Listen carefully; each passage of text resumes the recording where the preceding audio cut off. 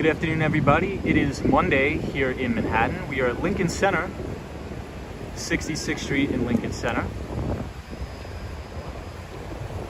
But it is about to rain. It's supposed to rain really, really hard in the city once again, and it's been raining almost every single day.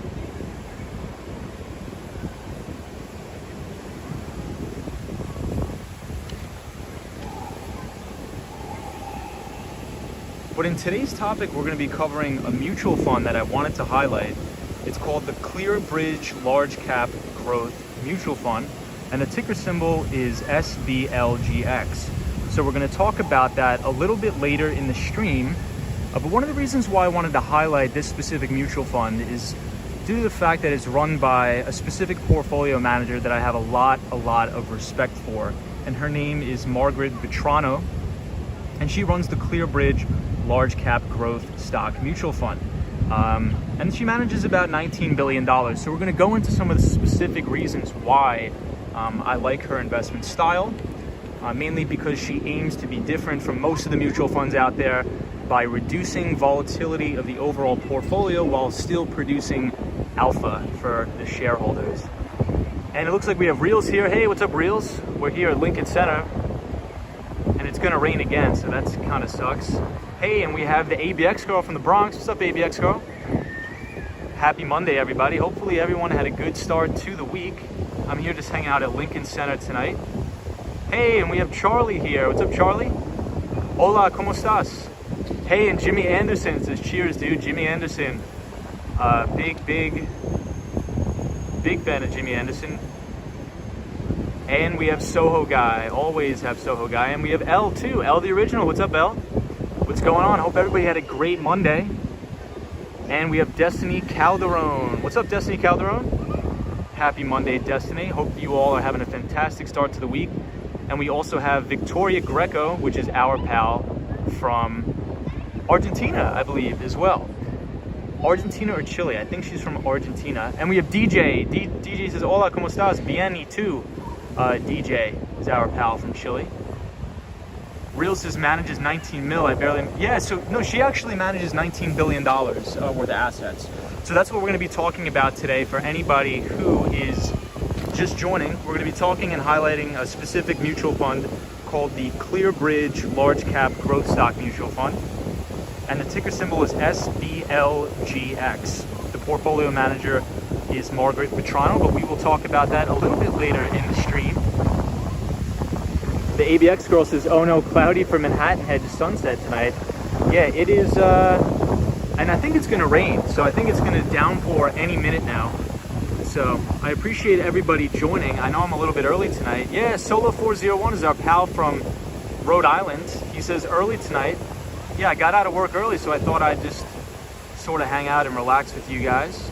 Hey, and we have NYC Everything, our pal from Staten Island, who's watching from Manhattan in West Village. Nice. Eva's Restaurant. And Andrew Calhoun is also here. Hey, what's up, Andrew? This is out early today. Andrew is our moderator from Australia. And Choo Choo Lady J. Welcome, Choo Choo Lady J. What's going on? So we'll see how long the rain can last. We'll see if we can make it all the way downtown, but I'm not sure if we'll be able to do that, but you never know. We'll see. I do have the skateboard, but we are also starting from Lincoln Center. Lincoln Center. So we have a lot of new subscribers here, so I appreciate all of the new people that are joining. So we'll do a quick walk around Lincoln Center, and then we'll get on the skateboard. And we have Ibrahim. What's up, Ibrahim? What's going on?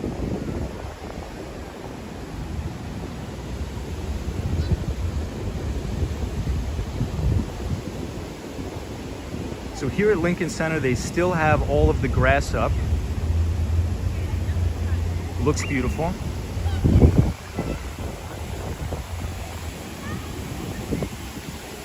I was skateboarding past here the other night and it almost looked like they took it down, but I guess not. Apparently not. Looks like it's still up.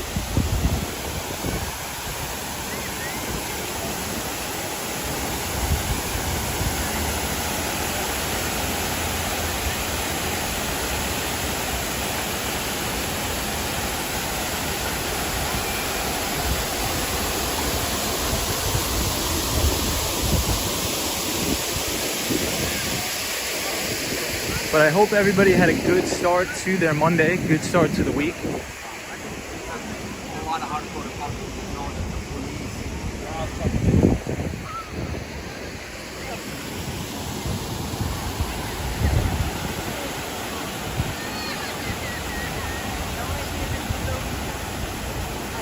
Lincoln Center is one of my favorite places in all New York City.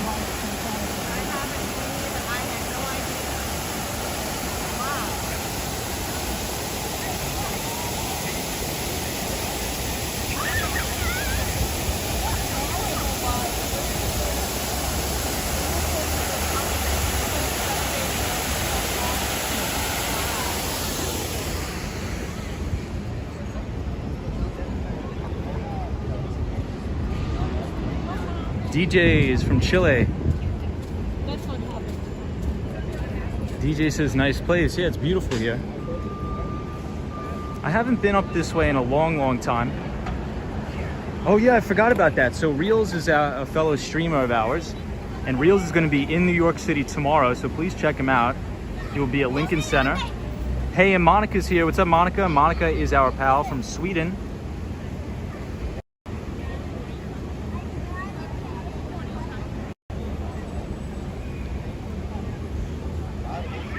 Monica, how's the dog?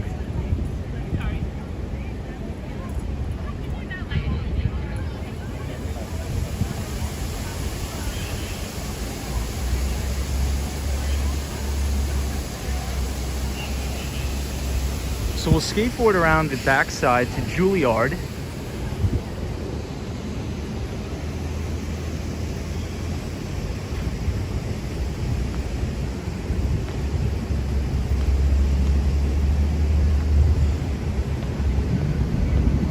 So I think it's going to rain almost all night, so I really don't want to try to attempt to go all the way down to Wall Street, but we'll see. We'll have to play it by ear. We were going to do it yesterday, but we couldn't make it all the way down.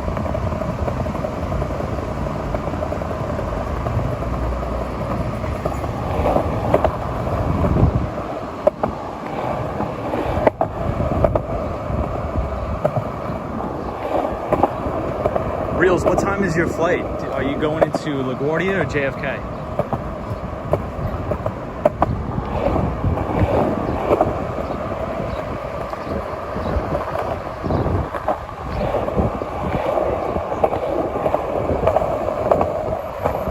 Monica says the dog is fine. His name is Harry. Nice. Big shout out to Harry, the dog from Sweden.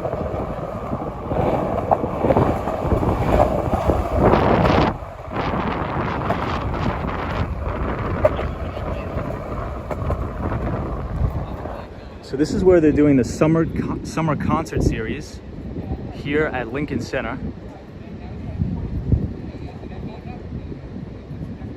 And Real says he arrives at JFK 6 p.m.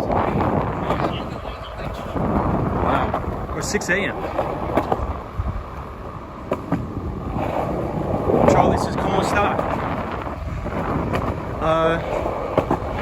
Nada. Just skateboarding around, Charlie. Hey, William Creech is here. Always love seeing William here. William, what's up, man? Welcome to the stream, William, and I hope you're having a fantastic Monday. We're skateboarding around Lincoln Center, and we're about to skateboard on the, I guess you could say, the southernmost side of the Juilliard School, which is a very famous and prestigious music school.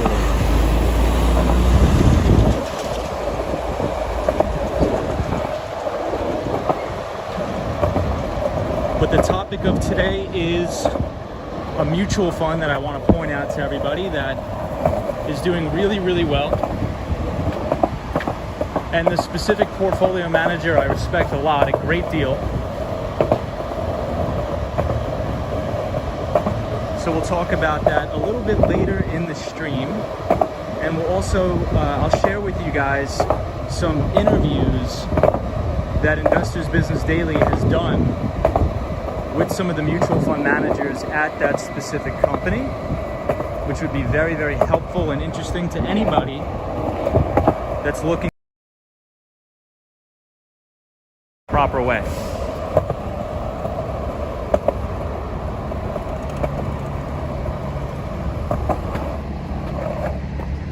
So this is MLK, Martin Luther King High School.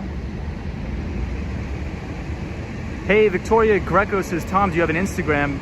Victoria, I don't. I did make one for the Wall Street Skate Bro channel, but I do not utilize it. I have not figured out how I should utilize that just yet.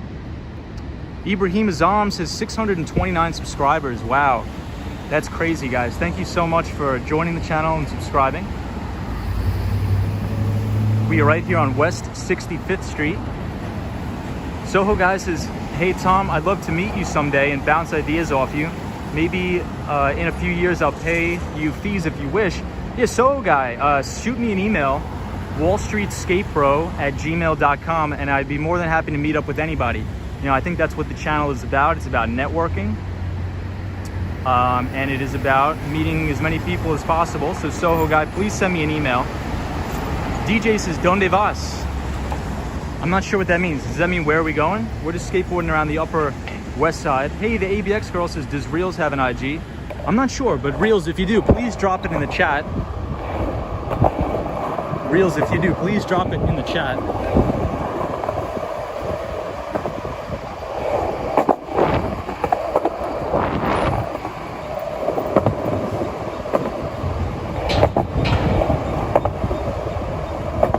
So here we are at the Lincoln Center Theater, and it's on the very back side of the Juilliard School.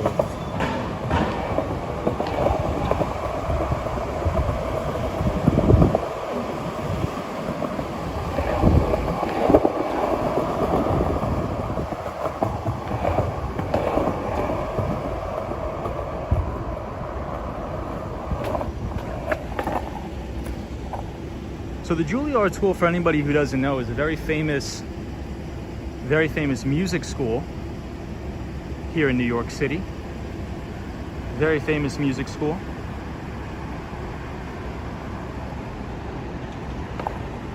And this is the very most backside of Lincoln Center. So in terms of the topic for tonight, everyone, I think on Mondays, we'll sort of do a program called Mutual Fund Mondays, where I try to highlight the most successful mutual funds on Wall Street. And one of the ways we could try to do that is look at their past performance records. So I would never want to highlight a specific mutual fund that hasn't outperformed the market over the past 3, 5, or 10 years. We want to make sure the portfolio manager has an actual track record of outperformance, or as in the investment business, we call that generating alpha.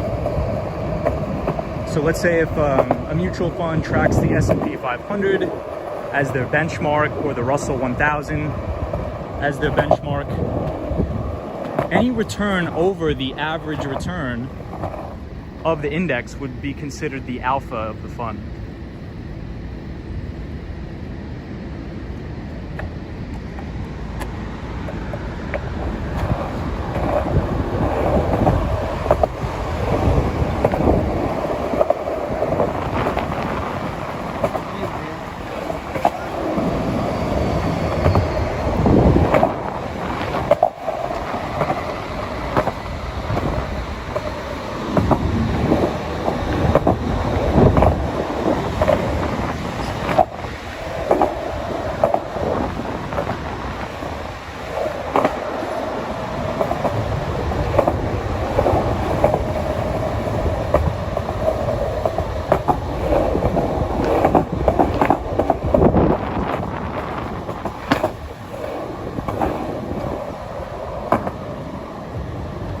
Check out the artwork on this wall.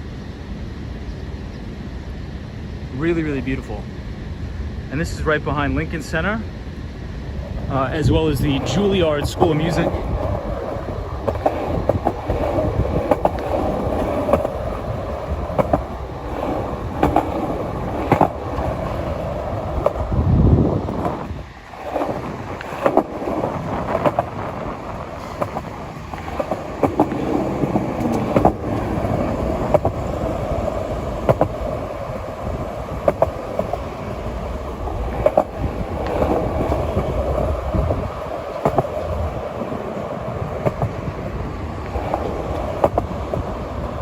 Check this out. So this is where they set up the summer concert series here at Lincoln Center. Soho guy says, hey Tom, I've heard of Alpha, but nobody on vlogs mentions that. On YouTube, obviously you have game. Thanks, Soho. Hey, what's up, Charlie? Hey, the Daily Walker's here. Says, what is up, bro? I'm watching you from the skate park. Nice. Which skate park you at, Daily Walker? And Monica says, nice art. So this is where they're gonna do the summer concert series here at Lincoln Center. Looks pretty nice. The Daily Walker, which park are you at?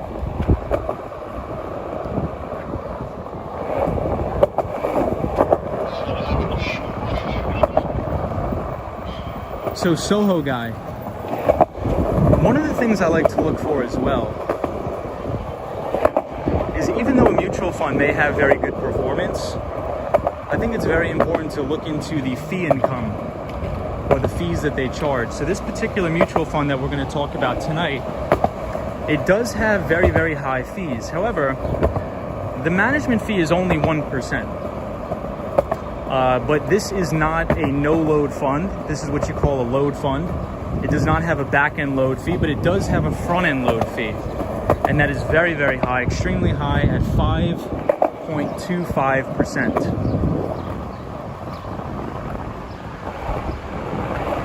But I still always like to monitor the best mutual funds on Wall Street, because the portfolio managers will detail their investment thesis and their investment process to all of their clients, right? And I think that's what's so important and amazing about the United States, is that we have free and fair markets in terms of the regulatory scrutiny.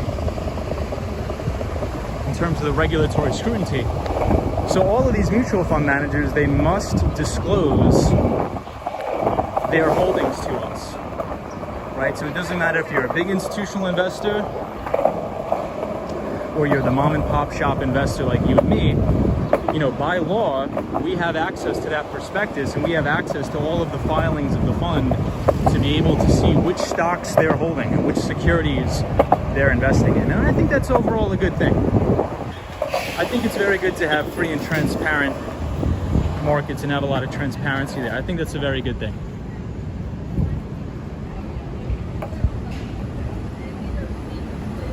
Hey, DJ says, nice street. Taga Kale says, is the fake grass installation still up at Lincoln Center lawn? Hey, Taga Kale, thank you for joining. We will go by and check it out. The Daily Walker says, a skate park in Ohio. Lots of ramps, nice. Hey, cute as Angel says, hello. What's up, cute as Angel? The ABX girl says, I remember front load versus back load funds. Yes. Taga Kale says, amps, every fiduciary I've encountered has advised me to stay away from mutual funds. Yes. For the most part, Taga Kale, that's true. Because one of the things about mutual funds is the fees, right? And a lot of, well, that's really how Wall Street makes their money, right? If you're an asset manager, what you want to do is you want to grow your AUM, or assets under management. Because let's say if you manage $500 billion, you know, if you're taking a 1% management fee, you know, you're feeling pretty well. You know, you're padding your pockets pretty good. So here we are at Lincoln Center.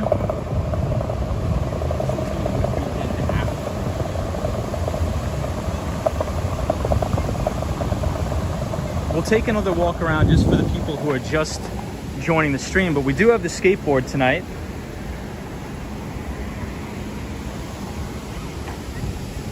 But the reason why I always like to track mutual fund performance is because you can replicate that in your own portfolio, right? And then you don't have to pay the fees.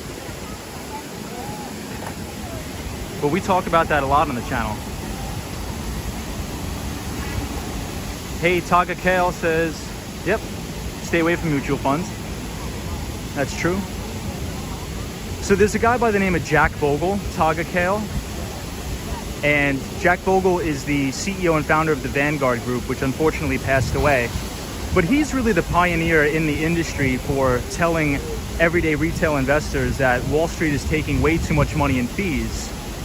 So for the vast majority of people, it's sometimes more advantageous just to dollar cost average into a low-cost index fund that tracks one of the main indices, like the S&P 500, the Russell 2000, or the 1000, or the NASDAQ. They have a very low expense ratio. But if you want to try to generate more alpha than that, what you could do is, in addition to your dollar cost averaging into those specific funds or index funds, you could study what the top portfolio managers are doing on Wall Street, and from there you can invest into those individual names. Hey, Mr. Nobody's here. What's up, Mr. Nobody? Long time no see, my friend. The ABX girl says, I worked a lot with Class C or CDSC charges. Soho guy says, hey Tom, what's the percent return or ROI? Yeah, so this particular fund that we were going to talk about today actually has a 3, 5, and a 10-year return of outperformance. So I believe the 3-year return is about 25%. The average annual return for the 5 years is 20%, and the average annual return over 10 years is 17%. So it is actually a very good mutual fund. However, one of the major cons about that mutual fund is the load fee, but the management fee is actually not that bad. But if you want to sort of take control of your own finances, what you could do is just study those mutual fund managers religiously. And you never know, maybe you even meet up with them. If you live in New York City, if you know who these people are, send them a message on LinkedIn. You'd be surprised with how many people would take the time out of the day to grab a cup of coffee with you or something like that. You'd be surprised.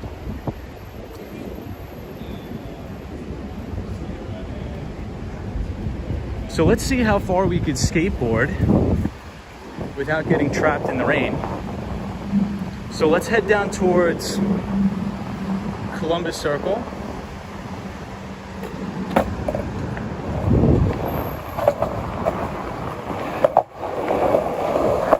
But Soho guy, absolutely, man. Send me an email. We'll meet up.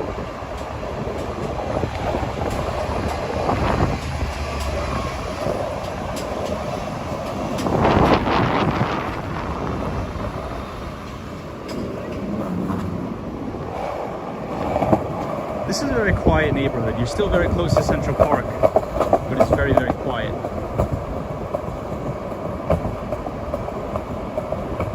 So guys, so the front load fee is a one-time fee that you pay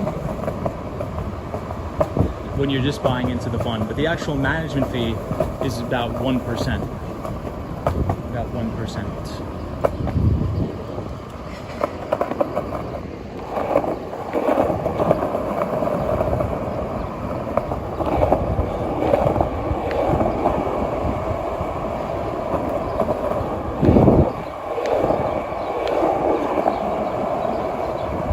So we're going to pass Fordham University, and this is Fordham's graduate school.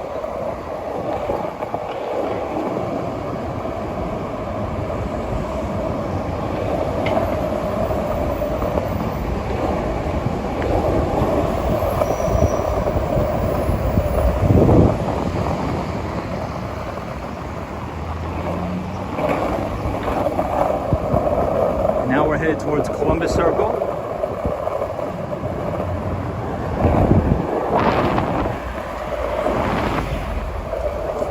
I don't know if you guys can see this on the stream, but it looks like it's going to start to downpour like crazy.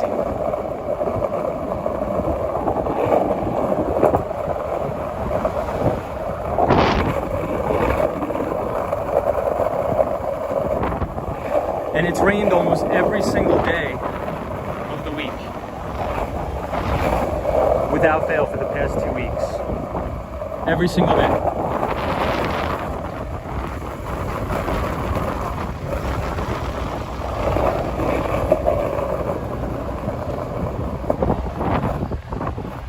Alright, so here we are on West 60th Street,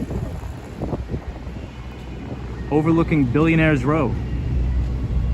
You can see 220 Central Park South, Central Park Tower, and 157. Hey, and we have Janice Rogers here. What's up, Janice? Happy Monday, everybody. Thank you for joining the stream.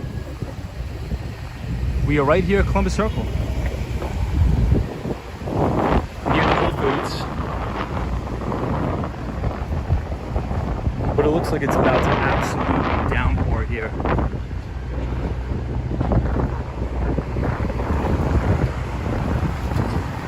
I think this is one of my favorite views of the city. Monica Erickson says, they say we're gonna have thunder today. Wow, I hope not.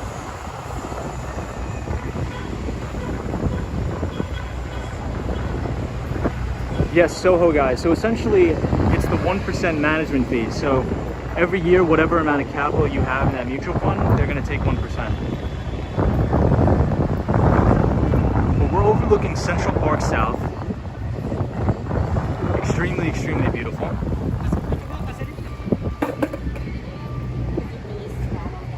William Creech says that view is amazing. William, thank you so much for joining, my friend. Always good to have you here, William. William Creech, I forget where you're from, but I do appreciate you being here as always. Always a great viewer and always a good pal to talk to on the stream. Ibrahim says, I like the cloudy weather. Ibrahim, I don't mind if it's cloudy, but it just rains. Check out the top of Central Park Tower. It's actually in the clouds. It's crazy. If you live on the top of any of these buildings, your view is obstructed by the clouds in New York City. That's unreal. But thank you everybody for subscribing to the channel, all the new viewers. I do appreciate it. And thank you to everybody that's been sending me very nice emails. Hey, Lupe is here. Lupe is our pal from Oklahoma. What's up, Lupe? Hope you had a good Monday. Hey, William Creech says I'm in Minneapolis. Nice. Awesome.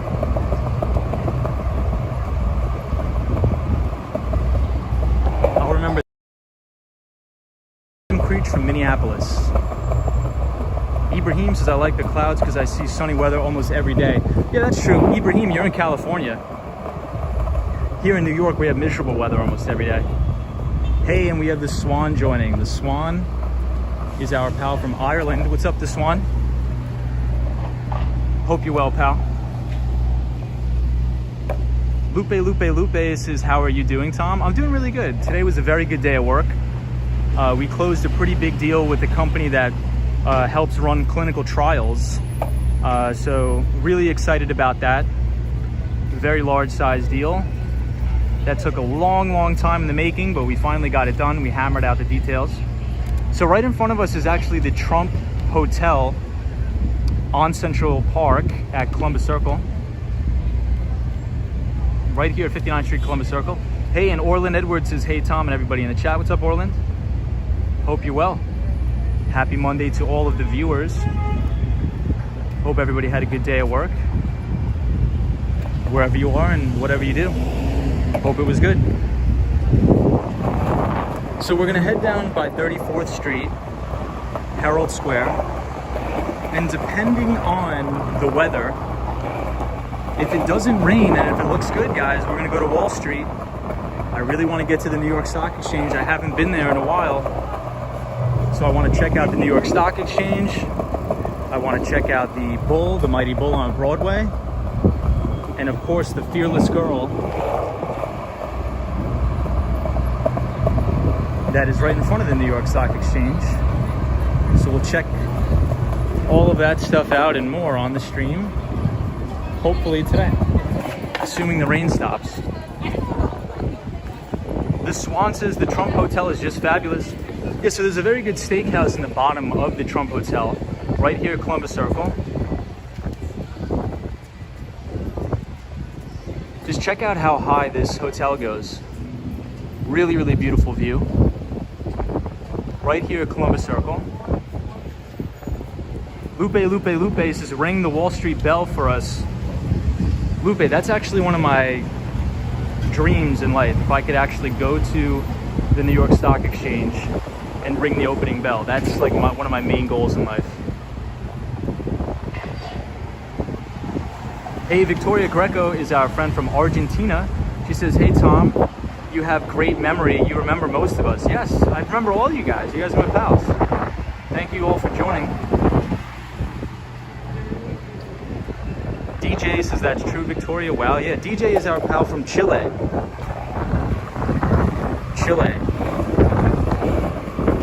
So I apologize if the wind is crazy, but it is very windy tonight, so I apologize for any of the headphone users. So, I'm gonna mention whatever I want.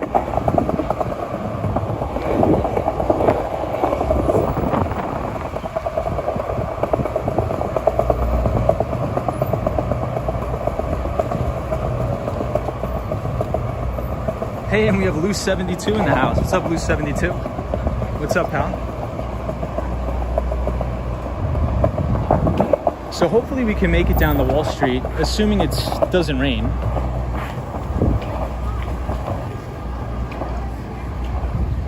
But it's been raining every single day without fail in this city. Ibrahim Azam is our pal from California. Ibrahim says, Tom, do you wish to live in New York City forever? I do. Yes, sir. Loose 72, nice to see you as always. We were just skateboarding around Lincoln Center. Tonight. And we're going to talk about a specific mutual fund on Wall Street that I... Some of the details here. Hey, what's up, Hermes Addict? Hermes Addict's here. She's always here, always joining. The Daily Walker says, dude, ring the bell with your skateboard in tribute to us skaters. Daily Walker, I will. If I ever get to ring the bell on the floor of the New York Stock Exchange, hopefully next month, we'll do it.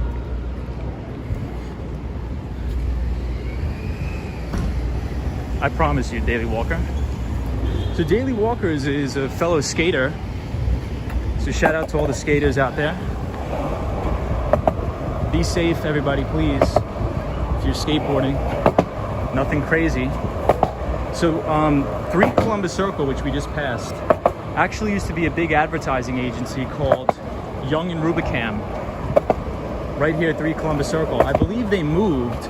I don't think they're here anymore, but it used to be a big advertising agency called Young and Rubicam.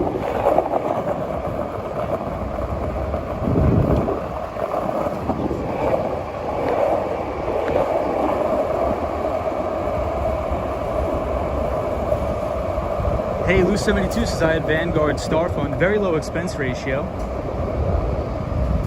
Very good, Loose 72. So Loose 72, we're going to be talking about a mutual fund called ClearBridge. Obviously I don't advise buying anything, but I wouldn't advise buying into the fund because it has a crazy high load fee, front load fee. But their investment thesis is very, very interesting. Very interesting. What they try to do is maximize performance, generate alpha with the growth stock investing style, but they also have a strategy where they reduce volatility. So a volatility reduction strategy. Hey, and we have Irivas here. Irivas, long time no see. Irivas, welcome to the stream. Love having Irivas here. Lupe says, do you have business cards? I do, I do, personally, yeah. Loose 72 says, Roth good long-term? Absolutely. A Roth IRA is very important. Roth IRA is very, very important.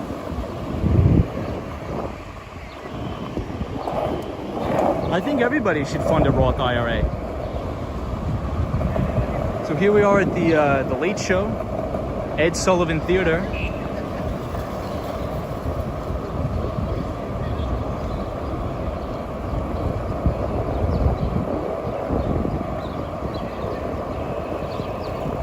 So as we talk about a lot on the stream, one of the most important things to look for if you want to invest in a mutual fund is you should check the long-term performance of that specific portfolio manager.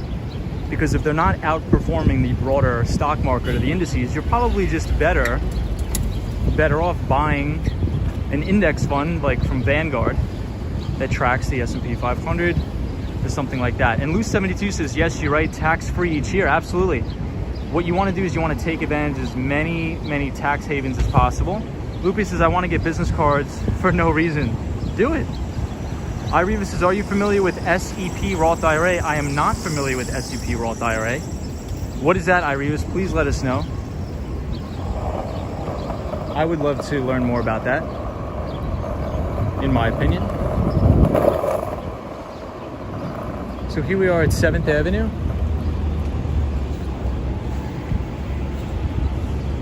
Tom, can you post a time lapse of the rain of Central Park from your window? That would be pretty. Yeah, I will do that. So I'll set up the GoPro and I'll definitely get that done. So let me just skateboard over here and then I'll catch up on some of the comments. I really don't want to miss any comments.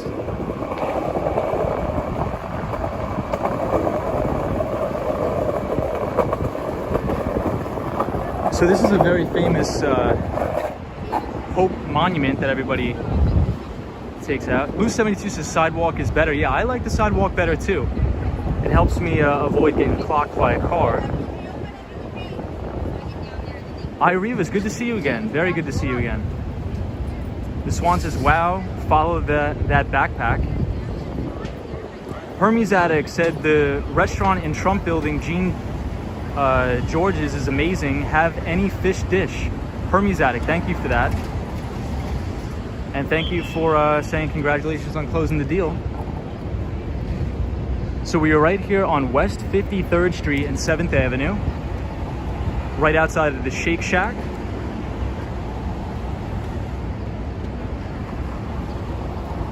Lupe says, I feel like I haven't been in one of your streams in a long time. Yeah, Lupe, I think we saw you last night, didn't we? Lupe's our good friend from Oklahoma. So everybody, this is one of my favorite views in the city. I'm not sure why, but I just think that the depth perception of all these buildings looks really, really amazing. And we're right here on the corner of West 53rd and 7th Avenue. Really, really amazing. Hey, and Out and About is here. What's up, Out and About? Ireva says, some people recommend it for gig workers, and there in unlimited amount you can deposit for each year. Oh, that's very good then. You should always be taking advantage of a Roth IRA, because when come time to retire, you don't have to pay taxes on any of the capital gains, which is amazing. So that's very smart. We have a lot of smart viewers here, guys. That's awesome. And this is the West Side Story. Loose 72 says, yes, amazing height. Yeah, extremely tall building. Yep. Extremely tall building, Loose 72. Victoria Greco says, what a beautiful city. I appreciate that, Victoria. Victoria says, God, I wish I lived there. The Daily Walker says, your channel is on a high growth trajectory like a good mutual fund. Oh, I appreciate that, Daily Walker. Hey, Janice Rogers says, I am of topic. I apologize, but do you plan on visiting other cities in the future? Yeah, so Janice, I really want to go to Toronto, Canada once the border opens. And then I would probably want to go to Italy, a major city in Italy. I'm not really too sure. But yeah, those are my top two. I want to get back to Canada, and I probably want to go to Italy once everything opens up. So for sure. Those are my main two picks. Because Canada, I can just jump across the border very easily. Oh, and I want to go to South Korea, so I want to go to Seoul or Osan, Korea. Everybody, this is the BNP Paribas, which is a French investment bank. And a couple years ago, there was a helicopter crash on the roof of this building. I'll show you guys. It was an actual helicopter crash right here on the roof of the building.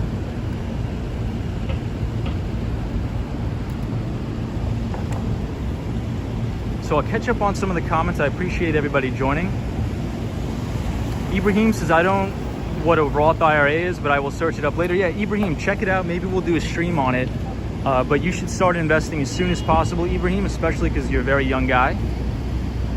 Soho Guy says, hey Tom, don't you think it would be cool if capital gains were phased out once you pass 65? I agree with that, Soho Guy. I think if you're in retirement, you shouldn't have to pay capital gains. I agree. Lupe says, oh my God, take me with you, Italy. I know. Ooh, Lupe says you want to visit Greece. Nice. Lou72 says been there. Lou72, where have you been? You've been to Italy, or you've been to have you been to Korea? I'm very interested to see what you said. Hey, we got Gus Gus on the stream. Gus Gus says, hey Tom, nice to see you. Gus Gus, always a pleasure to have you on the stream, my friend. Always a pleasure to have you on the stream. Hey, and we have Pulak Mahmood. Says good to see. Yeah, good to see you too, my friend. Welcome to the stream. We're just skateboarding. Hopefully we can skateboard all the way down to Wall Street, permitting the rain. Hopefully the rain holds up. Hey, and Solo 401 says the helicopter was a firefighter. He wasn't supposed to be flying, bad weather. Yeah, so I was actually working that day, and they evacuated all of the buildings in the surrounding areas. So I remember it was a very rainy day, and they evacuated my office, because my office is right down here. But the helicopter crashed on top of the French investment bank, BNP Paribas. And then, once that happened,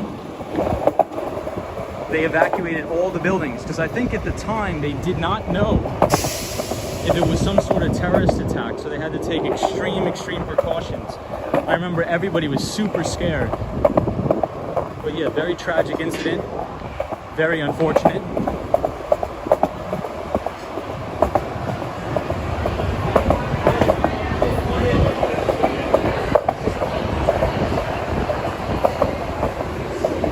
This looks like a really good steakhouse.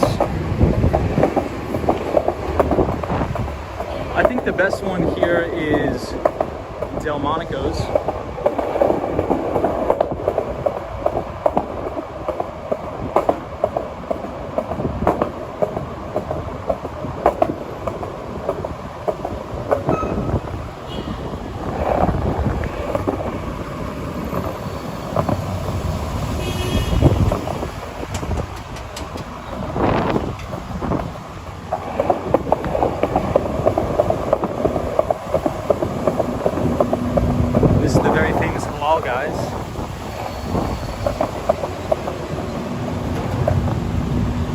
This place always has a line,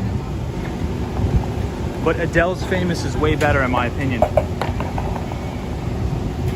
Hermes Addict says Delmonico's is super yummy. I agree, Hermes Addict. Hermes Addict, hopefully you're having a good Monday.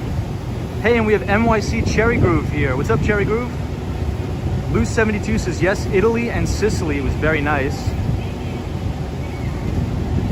Hermes Addict says I want to go to Korea as well. Italy is one of my favorite places on earth. I go regularly, says Hermes Addict. Lou72 says I've been to Italy, Korea, been to 26 countries and 50 states. Wow, Lou72, unreal. I have to be like you, man. Charlie says amigo, hey amigo, ¿cómo estás, Charlie? So this is the MoMA building, right outside of the Hilton Hotel. Hey, Cosmo Scary's here. What's up, Cosmo? Cosmo Scary, what's going on? So everybody, Cosmo posted an unbelievable video last night. I'm a huge soccer fan. I'm a huge Italian national team fan. So please go check out Cosmo. I programmed it in the Nightbot. So Cosmo. So everybody, I just dropped the link to Cosmo Scary's channel. He had an unreal video about the Italian national team winning the Euro. And I used to play soccer in college. I'm a huge soccer fan, so I love that video. So please check him out. Please check him out. It was an unreal video. So everybody, please click the link and take a look at our friend Cosmo Scary. He's a moderator on the channel.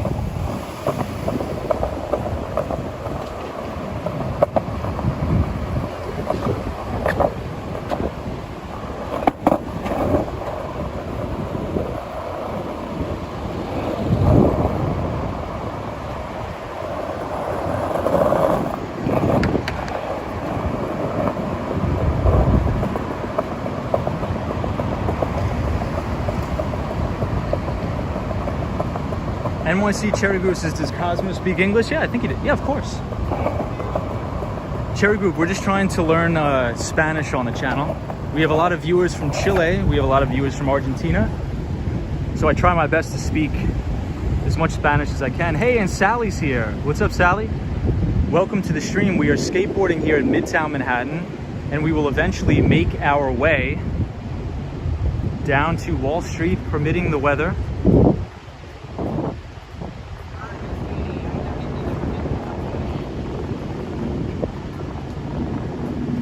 Soho guy says, hey Tom, could you create my exclamation point links so Nightbot can post things on manual and stuff? Yeah, if Soho, if you have any interesting links or anything you'd like to share, send me an email and I'll definitely program it into the Nightbot. I will definitely program it into the Nightbot. So here's something very interesting that I want to show you guys. So right here, you could actually see the global trading headquarters of Mizuho. And Mizuho is a Japanese investment bank, and their sales and trading floor is right here. All right here, their sales and trading floor. Hey, June is here. June is from the Philippines. Says hello everybody. Hello Tom. June is our friend from the Philippines, so welcome from the Philippines. Victoria Greco.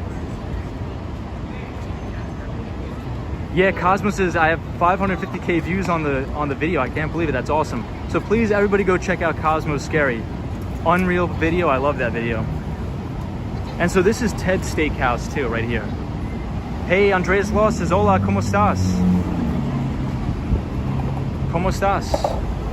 Hola, Andreas Loss. ¿Qué pasa?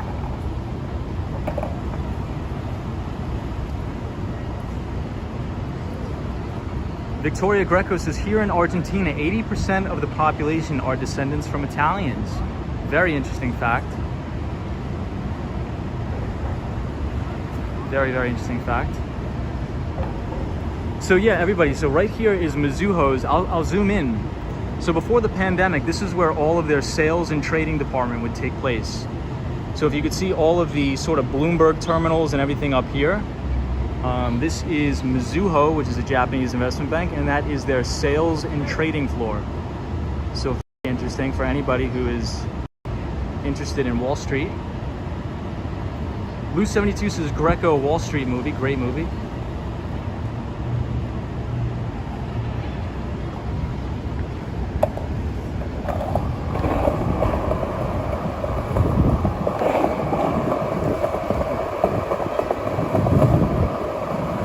So a lot of trading goes on in that trading floor. Billions and billions of dollars changes hands in equities, commodities, currencies, everything right there.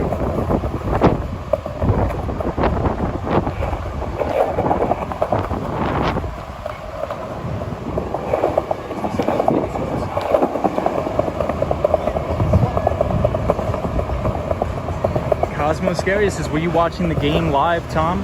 I was watching it on and off on my phone, on the ESPN app. Cosmo Scary says, did you bet any money? I did not.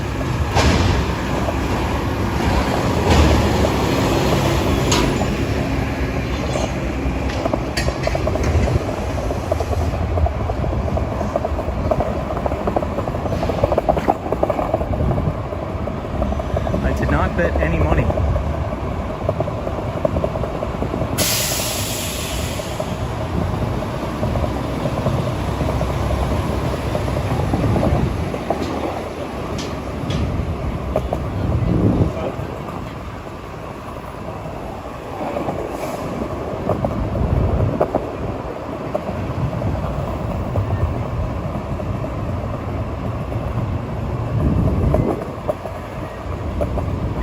Soho guy, what's up, man? I'll read your comment in 1 second.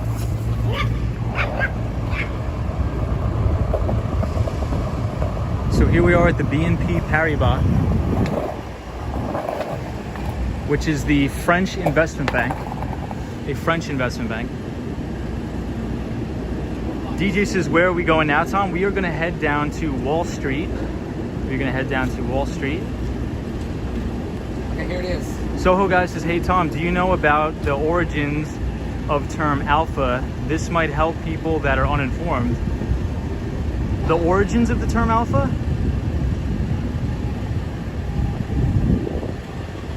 NYC Cherry Grow says good luck Cosmo, but if they are non-interactive and are silent, why? I don't think it was live. I think it was a video, right? Loose72 says crazy $1 billion pocket money for Buffett, Gates, Bezos. Yeah. But yeah, this is the French investment bank. So a lot of investment banks are here. A lot of investment banks here. We have Morgan Stanley right here in Times Square. We have UBS, which we just passed, and then we have Mizuho. But I appreciate all of the viewers. Thank you, everybody.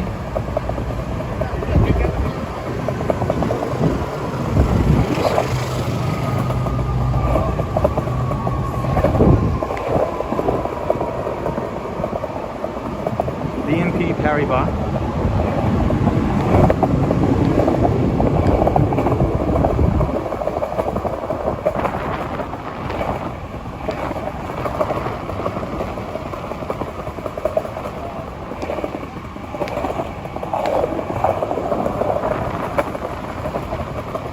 It looks like it's gonna rain, but it's not raining just yet, which is crazy.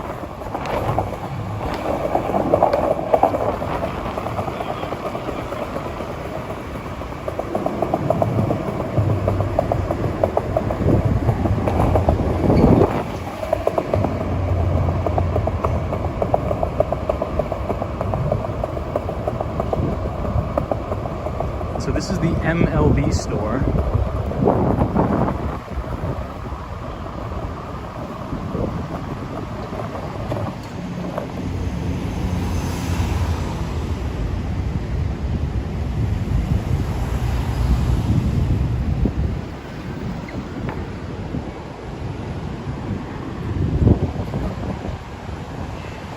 So we're here on the corner of West 51st Street.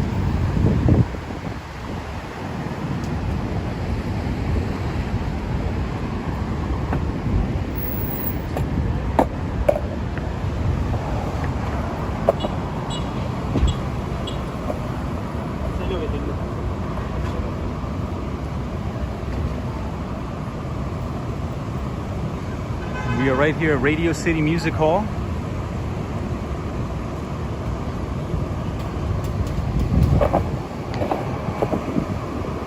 So I think the Broadway shows are opening back up, which is very good. I remember a couple days ago, or I think last week, I know it's not a Broadway show, but Bruce Springsteen did a performance where everybody was upset because they had to get the vaccine in order to go to the Bruce Springsteen concert.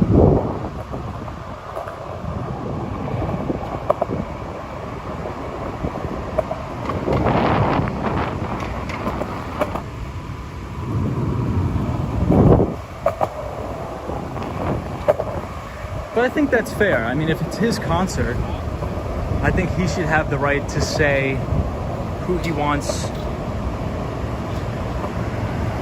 to go to the concert or not. So I guess that's my 2 cents on it. Hey, Gus says, what camera setup you have when you're skating? I just have the camera on a regular gimbal, says Gus. Just a regular gimbal. We skate around. Nothing too major. Not a crazy setup at all.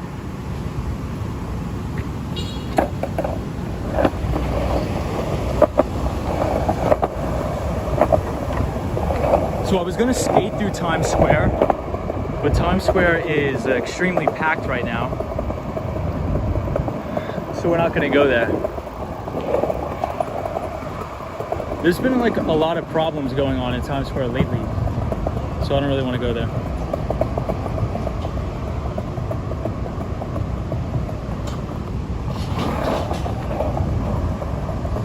But yeah, so we closed a big deal with a company that puts on clinical trials, which was good. So it should be exciting to roll that out.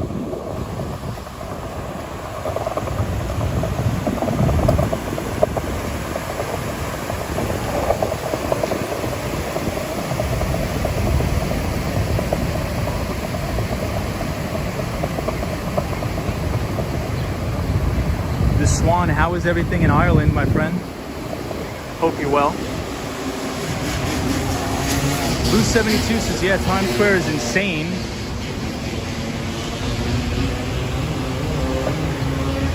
So we're right here at Radio City Music Hall, and this place has the best halal food in the city, I think, in my opinion.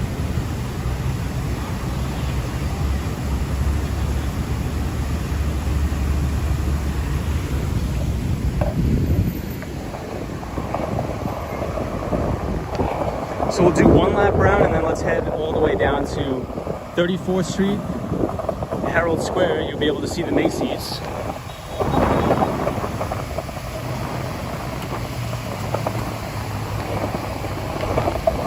But in terms of mutual funds on Wall Street, there's been many studies done that net of fees or gross of fees, it's probably just better to dollar cost average into a regular index fund that tracks a broader index, so like the S&P 500 or something like that.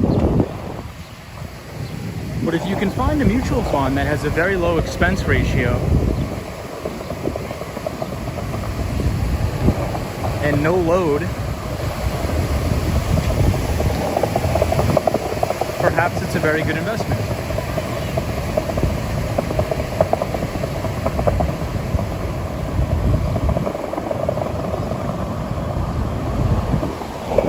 Ooh, so we're gonna skateboard past the, what's it called here? The News Corp building.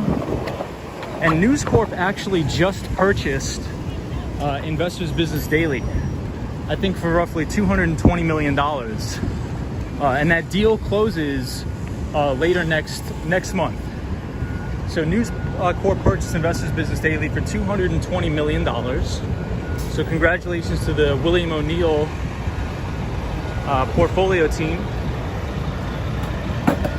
So now you're going to have the Wall Street Journal, you're going to have Barron's, and you're going to have Investors Business Daily all under the same umbrella company, which is right here on the corner. It's called News Corp.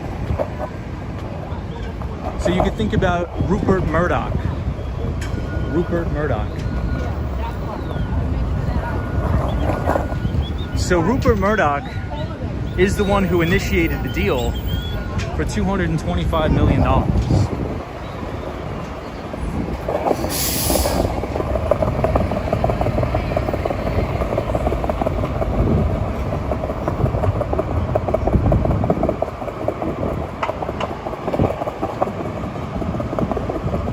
I just hope the quality of the content at Investors Business Daily still stays the same.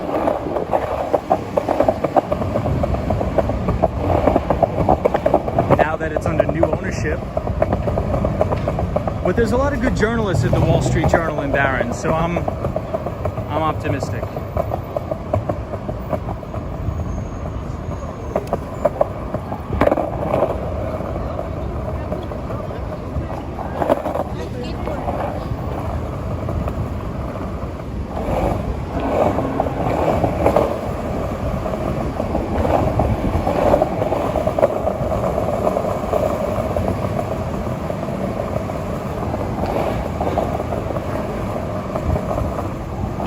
So now we're on 45th Street.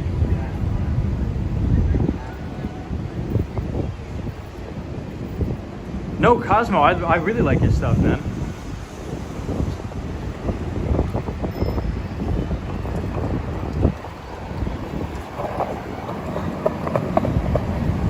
Cosmo, I couldn't believe how many people were at were there to see the game. I didn't think that there was that many Italian fans in New York City. But what was funny about the video, Cosmo, is there seemed like there was only Italian fans. Was there any English fans at all?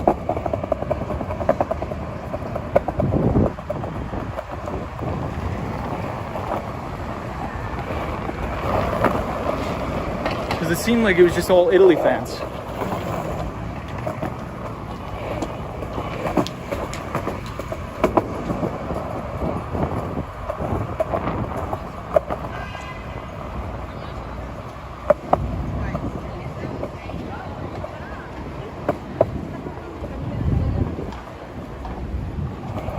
Remember yesterday it was so cloudy we couldn't even see the Empire State Building here.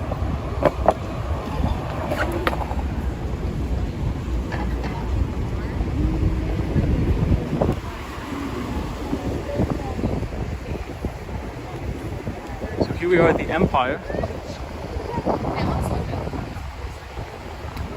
So if we get an exclamation point Swan in the chat for our friend the Swan, we can finally see the Empire State Building again, the Swan.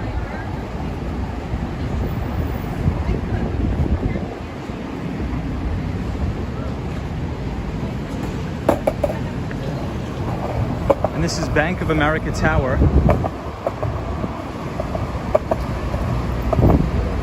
And the Salesforce building.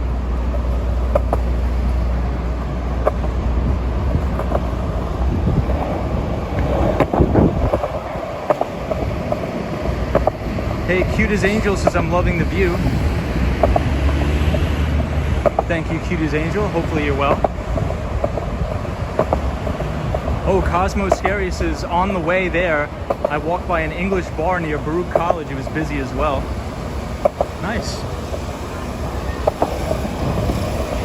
I was just surprised to see how many people were actually out in the city watching the game. It was awesome. It was amazing. The atmosphere was crazy. Cosmo, I was on the Upper West Side. I was on 72nd Street and Columbus. And even all the bars there were packed as well. It was really wild.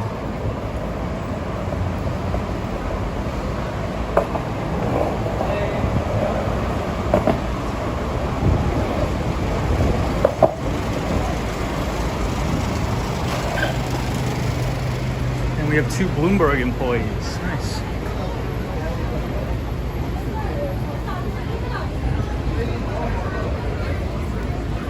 So if you want to get a traditional Bloomberg terminal, it's going to cost you about $2,500 a month. So unless you're running a substantial amount of money or you have an investor that's backing you, I would not waste my money on a Bloomberg terminal because you're going to pay $2,500 a month. And you really don't need it, in my opinion. Unless you're managing like a significant amount of money.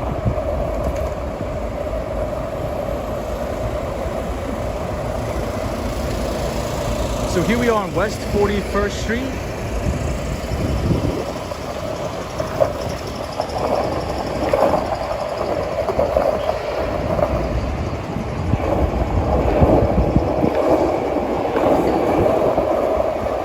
And thank you to everybody who's joining the stream.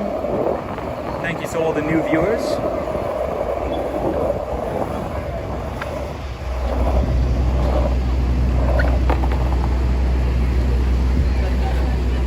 We are on West 40th and Broadway. The Swan says any kind of cloudy day in Manhattan and half the high buildings disappear. That's true, the Swan. Ireba says it looks so clear like if it's not going to rain. Yeah, I mean the clouds are crazy, but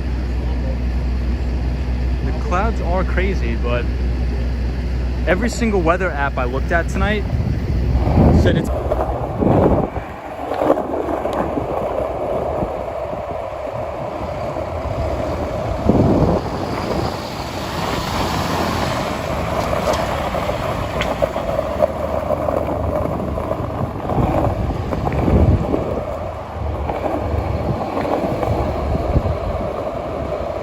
DJ says we're buffering. What about now, DJ?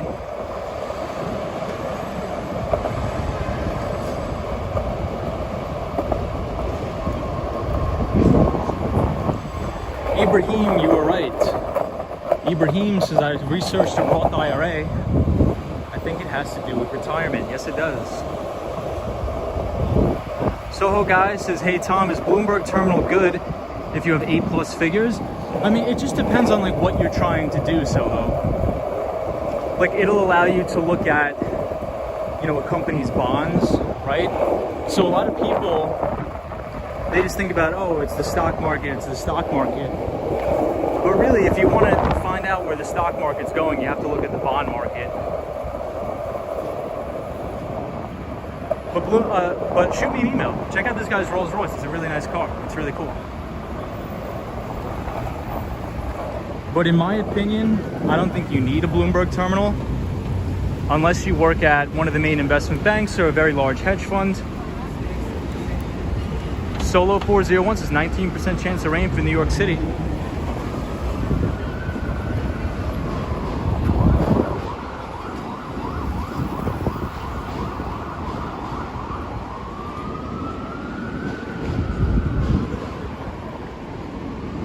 Cosmo Scary says, I'm actually a casual Yankees baseball fan and don't really follow soccer, but I decided to go because my grandfather was from Italy and used to love soccer. Yeah, that's awesome, man. That's awesome, Cosmo. So check out the Empire State Building.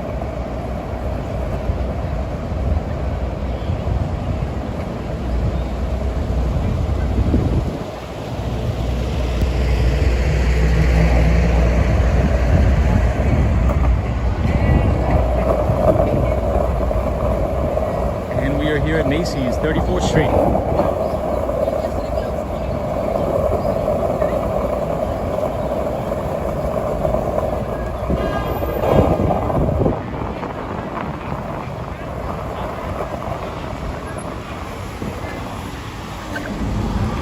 So down here is Penn Station, 34th Street, Penn Station.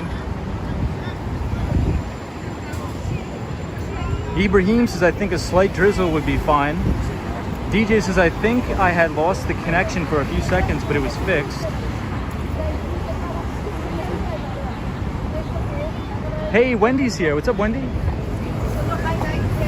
Wendy, we're here at 34th Street, and we're headed down to Wall Street.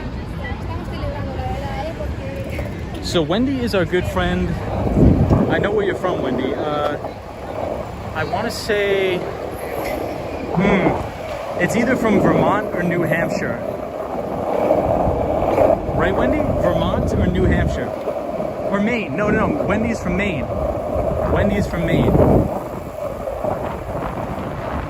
That's my final answer. I'm locking it in. Final answer, Maine. Let's see if I'm right. So we are once again near Koreatown, one of my favorite places. Hey, Frankie Rivera, long time no see, pal. Yes, Wendy, I got it right, Maine, I told you. See, I'm pretty good at remembering where everybody's from. I got it right.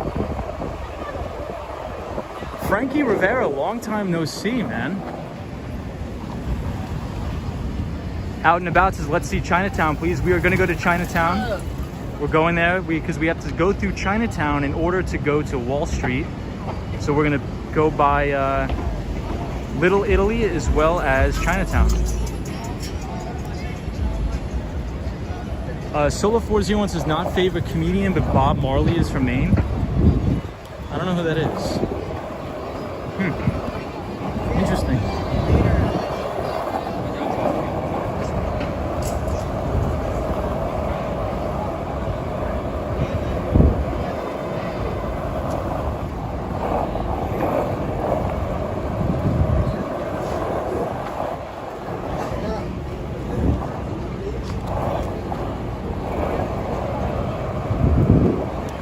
West 32nd Street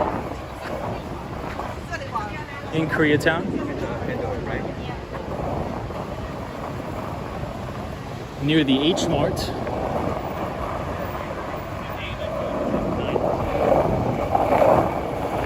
And we're going to be skateboarding through Chinatown, through Little Italy, and we will end on Wall Street.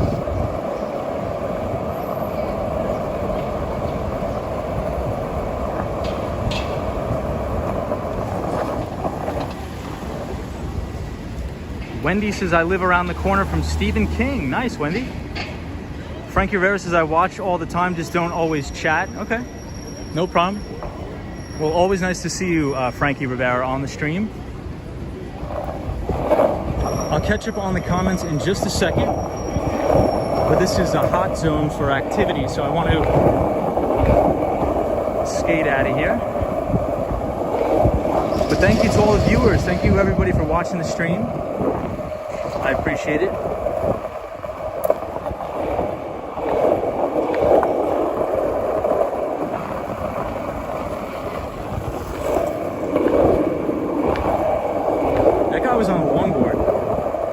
I like longboards, but the only thing, it's a little bit difficult to ride a longboard in New York City. You may be able to go faster in terms of speed, but there's no way you'll be able to turn as fast.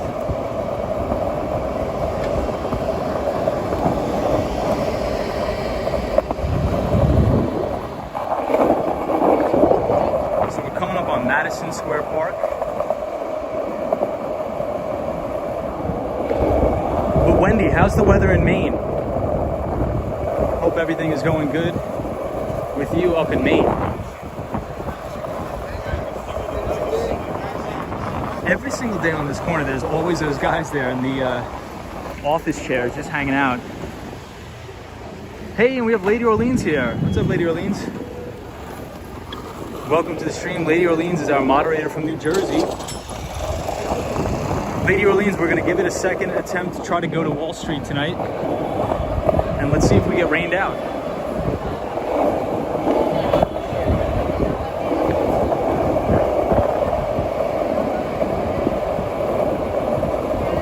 I brought the umbrella just in case.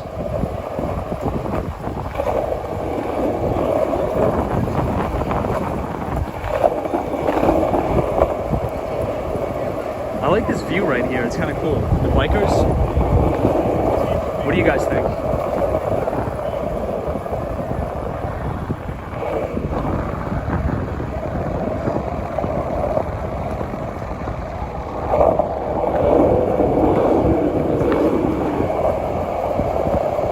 But it is windy. It's crazy, crazy windy.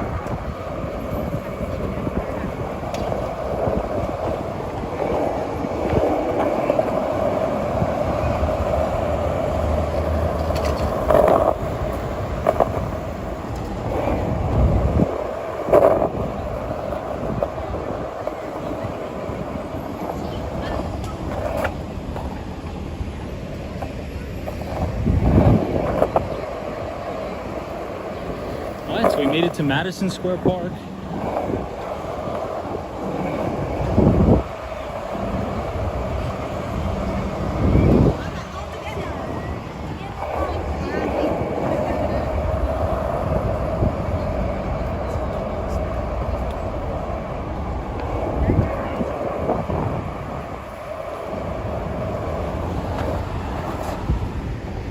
All right, we'll take a break here. We'll take a seat.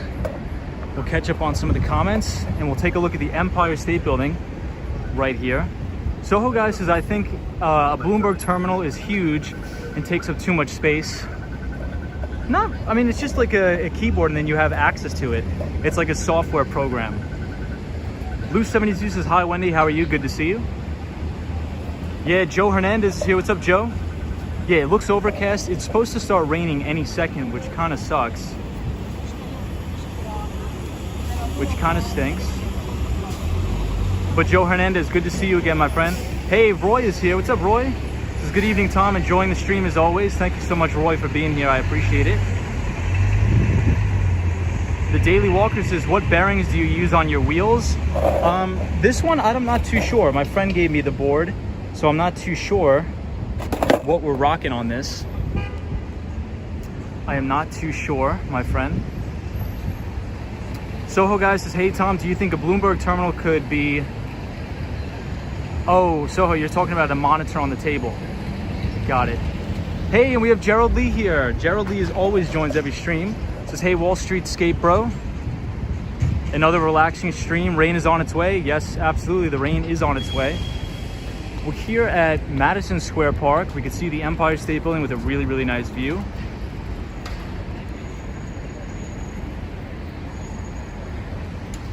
Yeah, NYC Cherry Groove. Let me know when you're going live, my friend. Please, everybody check out NYC Cherry Groove.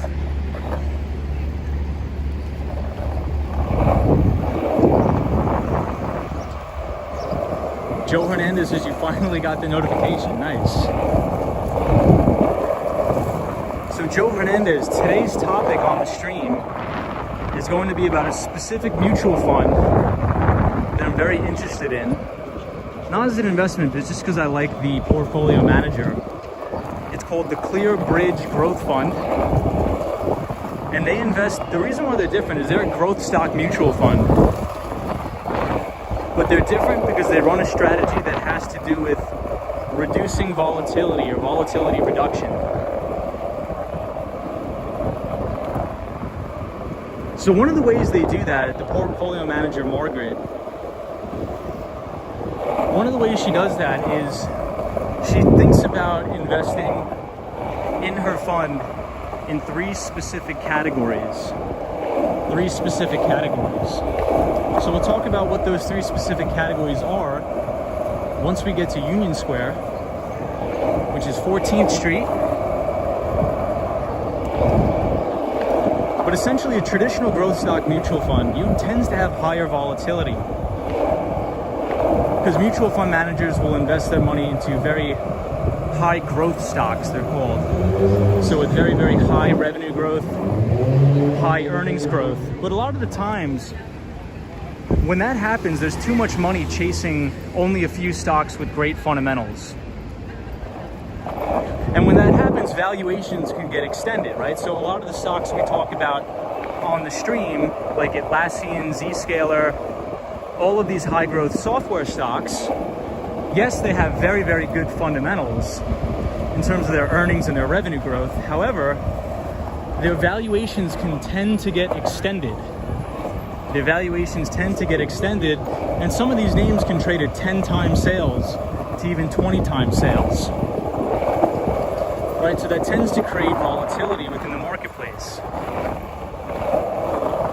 So if a stock is trading at 20 times sales, and the portfolio manager has, an 8% weighting in the stock, they're going to be like, okay, we made a ton of money in this name.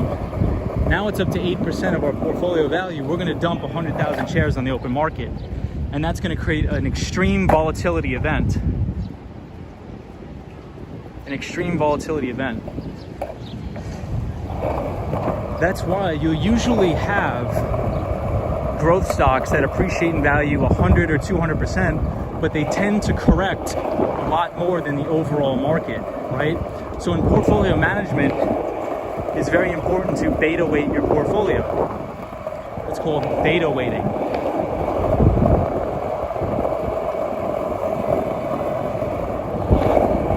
Thank you, Wendy. I appreciate that.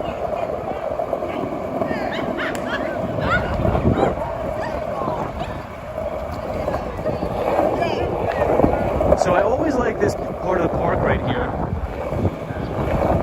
because there's always the chess players. I love watching the chess players.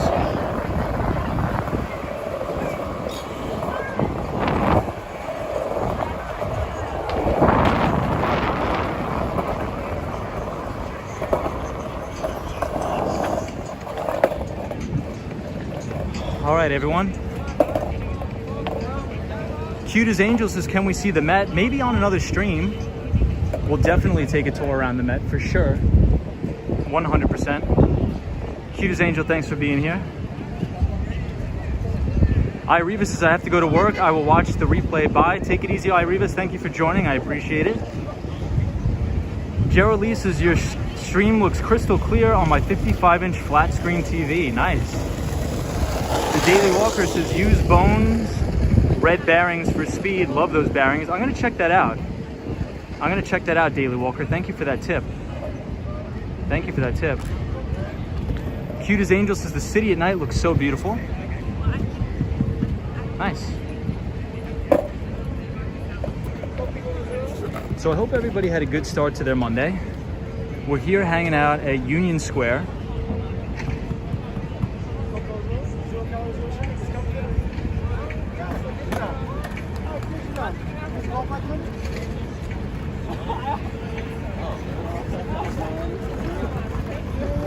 Why don't you like soda? This guy's got a nice board.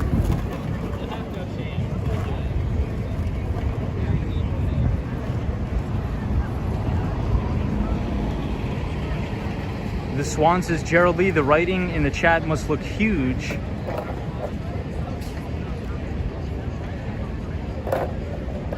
All right, so you know what? Let's head down through Washington Square Park, and we'll see what we got going on in Washington Square Park. We have the Coke Zero guys giving out free soda, but I don't drink soda, so I guess it's not as advantageous to me.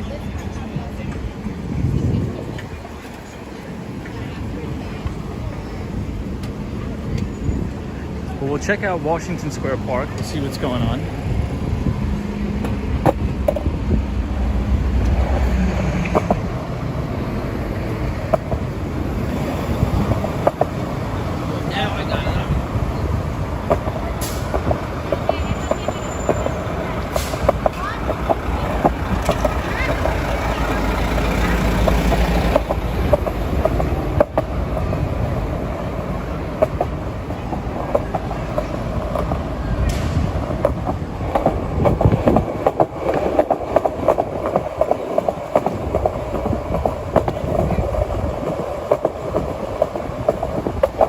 DJ says I'm leaving for a few minutes. See you soon. All right, DJ. We'll see you later, man.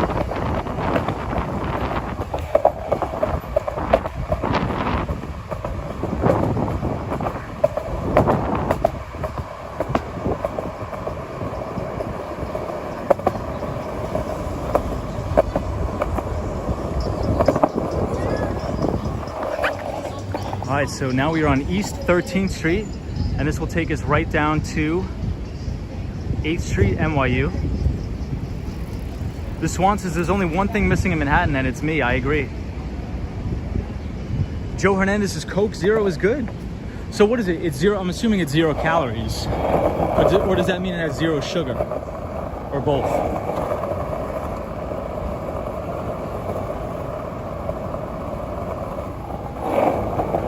Zero calories or 0 sugar?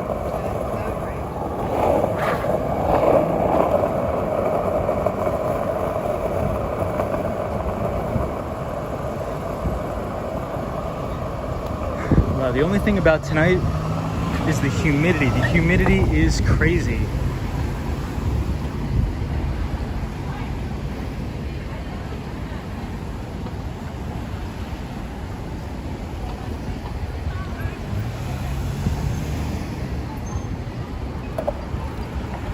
The humidity is nuts. DJ, if I was gonna go visit Chile, what would be the main thing that you would suggest as a tourist to do in Chile?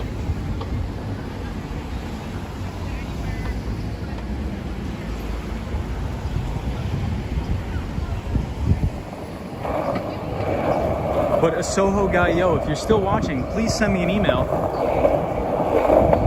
Shoot me an email. Or anybody for that matter. If you live in New York, you want to meet up, 100%. That's what the stream is about, networking with as many people as possible.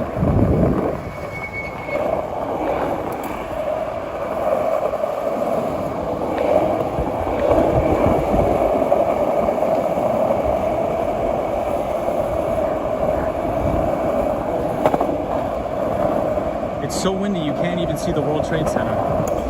Check that out. So this is the Freedom Tower right here. But it's so windy you can't even see it.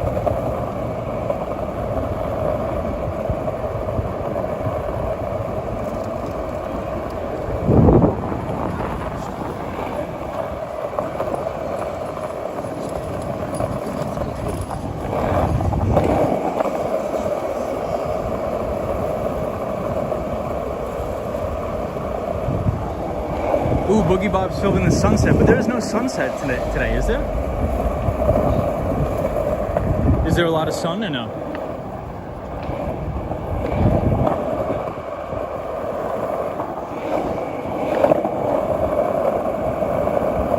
I mean, it looks to be all cloudy, overcast.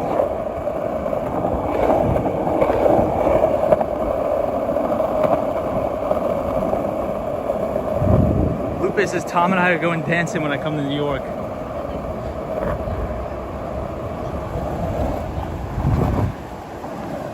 All right, so we're here at University Place at Washington Square Park.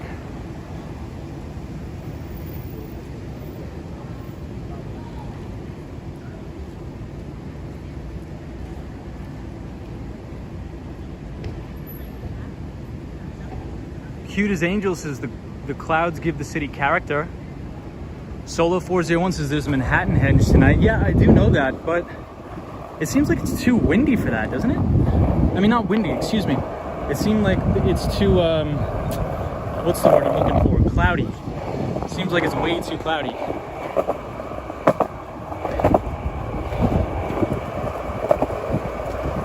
Which is unfortunate, but the weather has not been good in New York at all.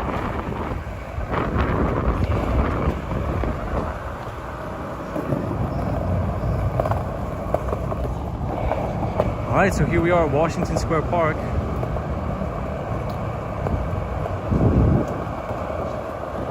Solo 401 says I would agree, too much overcast. Yeah, there's way too much overcast tonight. Somebody dumped their city bike in the middle of the thing here. Very interesting.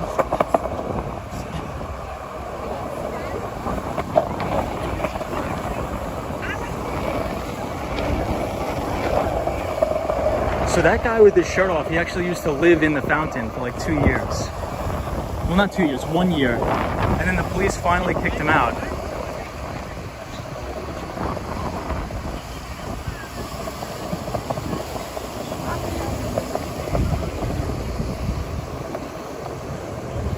Yeah, that guy used to literally live here.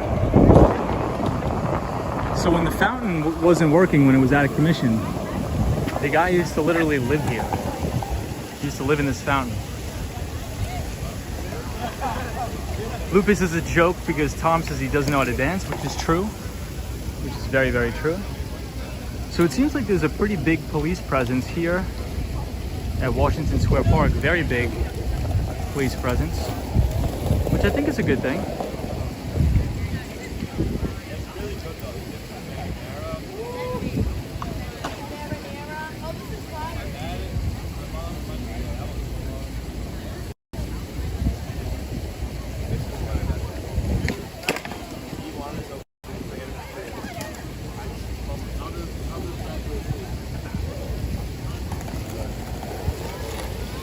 I always like coming to Washington Square Park.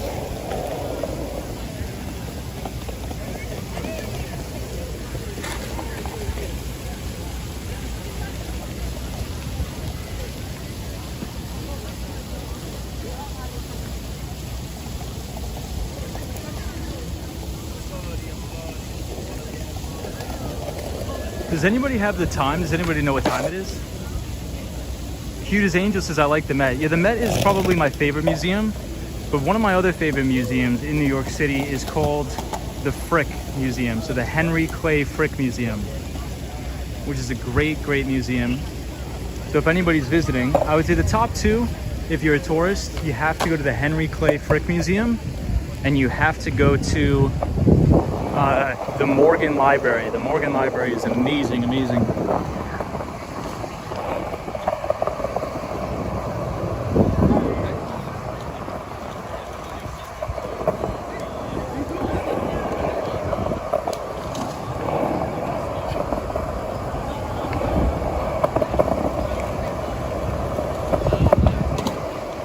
There's actually really good skaters here.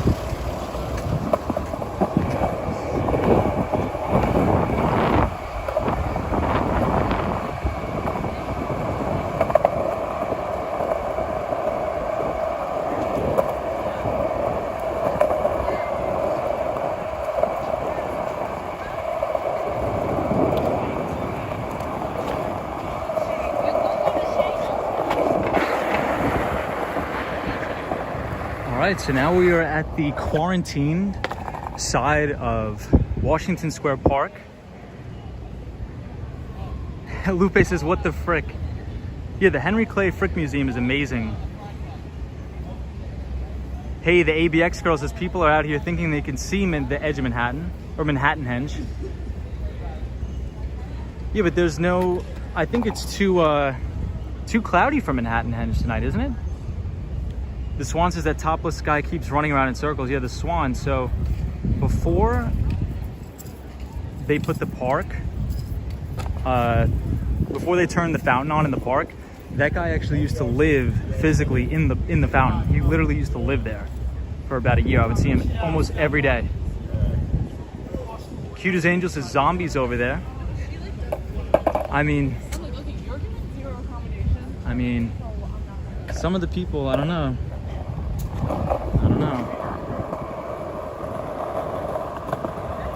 I think they could sort of resemble that characteristic due to the heroin use.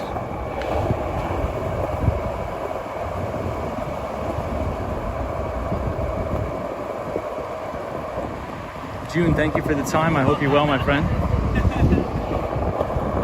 So Washington Square Park is very beautiful, but there's a lot of people complaining right now because of the rampant drug use inside the park.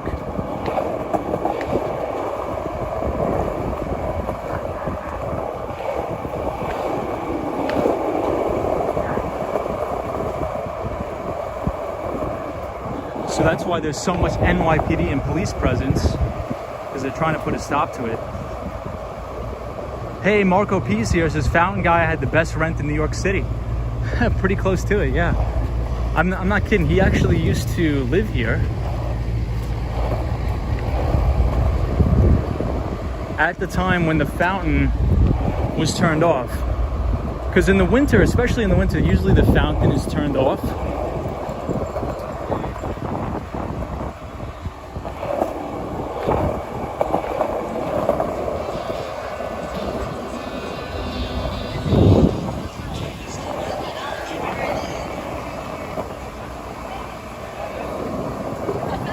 Look at all the police officers. It's such a change from before. There used to be no people here. I mean, no police officers here, but now with all the complaints, crazy amount of police officers.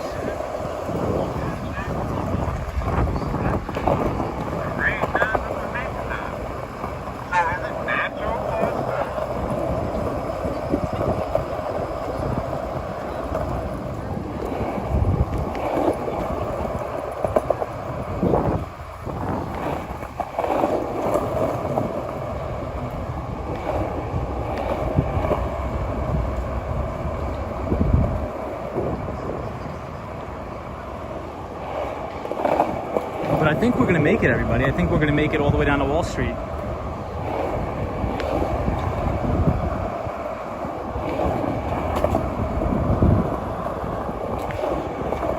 But thank you, everybody, for joining the stream. Thank you for all the new subscribers. I appreciate everybody.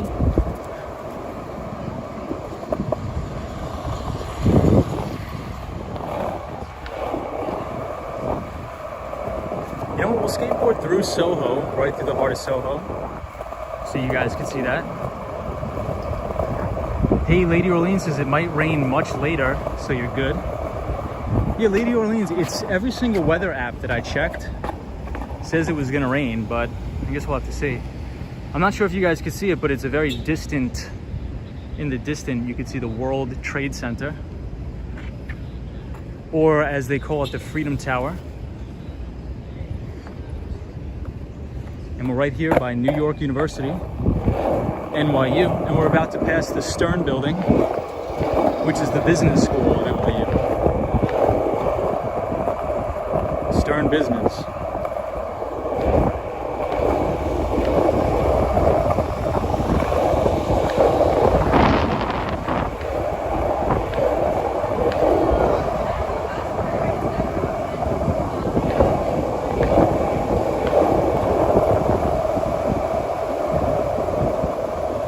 Here's NYU Stern.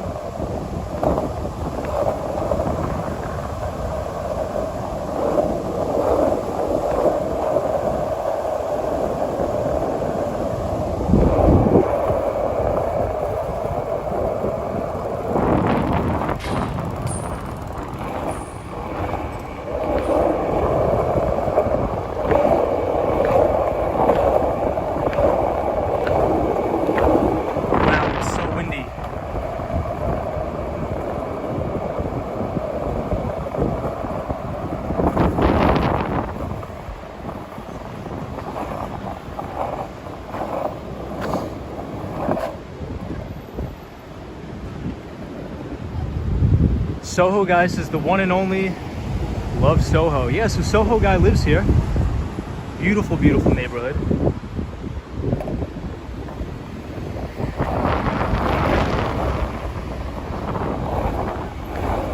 One of my favorite neighborhoods in the city.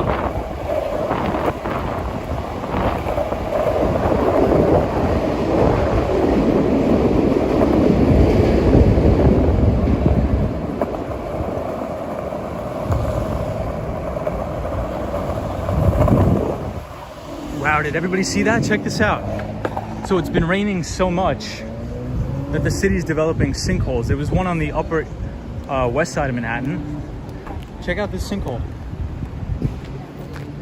That's crazy. On the upper west side, there was actually a car that fell into a sinkhole. And now this rock has slid into a sinkhole. That's crazy. Wow. Cute as Angel says the city is giving me fall vibes. It's giving me fall vibes too. This is really crazy. Like, we haven't had a summer in New York. It literally just went to from spring, maybe like a week of summer, and then it's right to fall. Raining almost every day.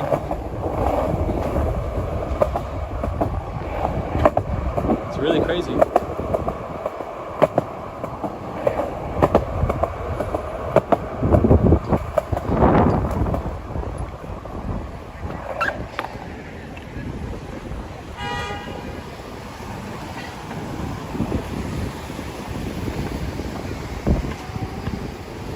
The ABX girl says 2 cars in Riverside Park. Yeah, ABX girl.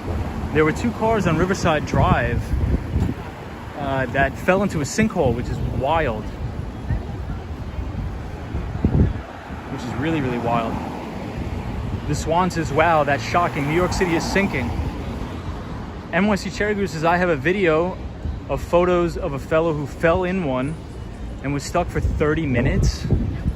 Jeez, into a sinkhole, NYC, in New York City? Cherry Groove, are you talking about in New York City that's happened? That's nuts. So we're in Soho, we'll jump back on the board. And hopefully the rain holds out.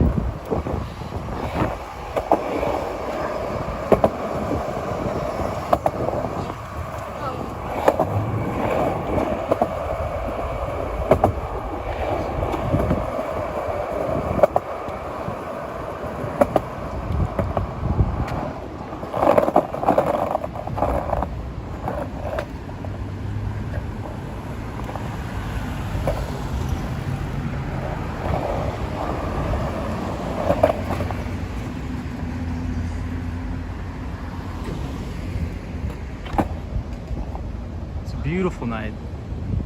NYC Cherry Group says, yes, we had to surround him so cars would not run him over. What? NYC Cherry Group, please put that in the chat, please. You have to put that in the chat. I want to see that so bad. You have to put that in the chat. I mean, only if you can, if you want to. Because that is wild.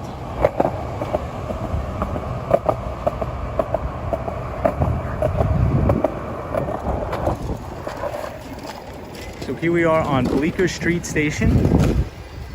Bleecker Street Station. The ABX girl says, in the Pacific Northwest, the roads are bubbling. Yikes. I feel like the world is crumbling. NYC Cherry Groove. Soho guys says, Soho needs more flowers. City Hall never listens to me. I do it myself, but the city has all these silly rules. Very interesting, Soho guy. But Soho, you live in, like, probably on one of the nicest blocks in the city. And this is one of my favorite coffee shops. Right here, Gasoline Alley Coffee, unreal. Very good coffee shop.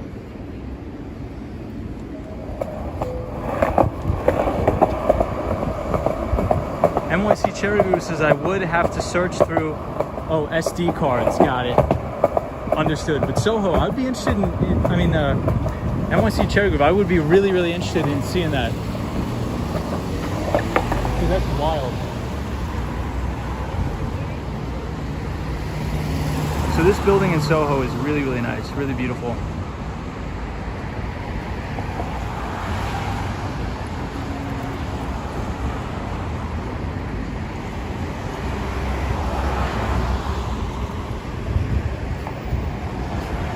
So we're on the corner of Mulberry Street and Houston Street. So we're gonna head directly down Mulberry Street, which will bring us to Little Italy. So we'll all be able to see Little Italy after the game, which Cosmo recorded. So please check out Cosmo. If you put ! Cosmo in the chat, it'll drop a link to our pal Cosmo Scary's channel. This guy doesn't have any lights on.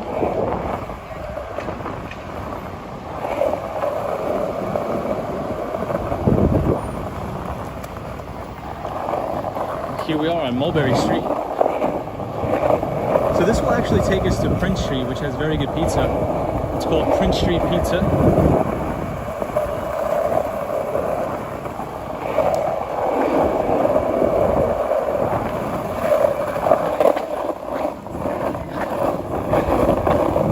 But the roads are not very good here.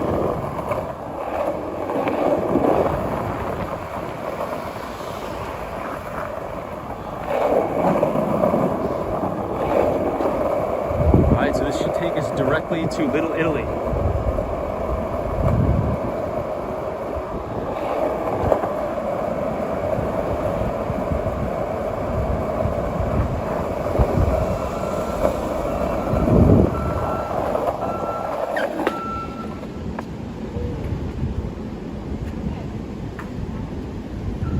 And this is Prince Street, where we have Prince Street Pizza.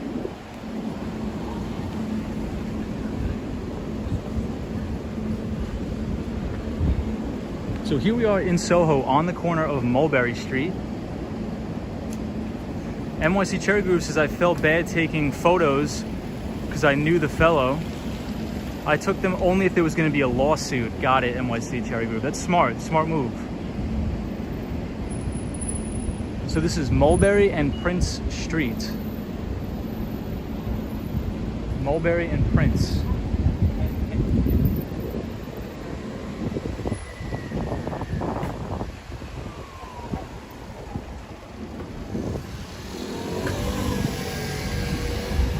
So it looks like we should be able to cruise right down to Wall Street. Check out these flowers, beautiful.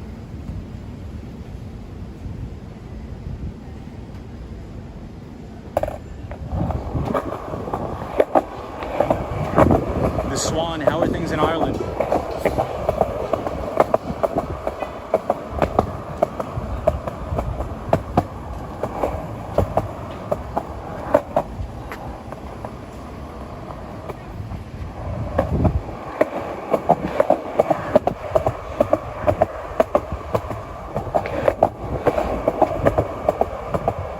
So I'll be excited to see Little Italy tonight because we were there yesterday, but it was raining, which wasn't like the most ideal.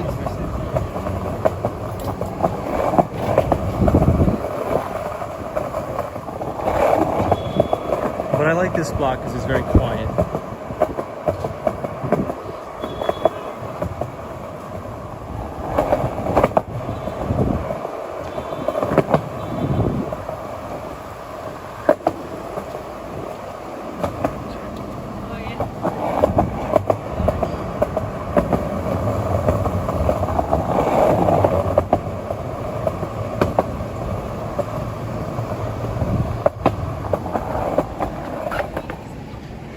The Daily Walker.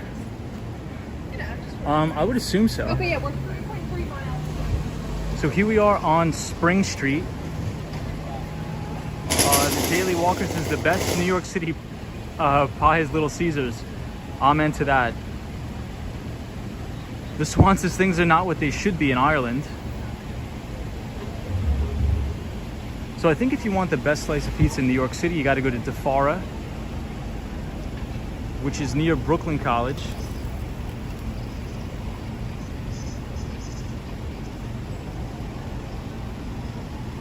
And it looks like we have a big traffic jam going into Little Italy. So we'll see what the holdup is.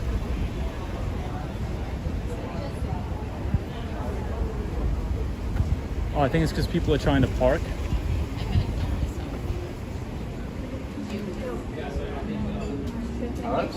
Carlos?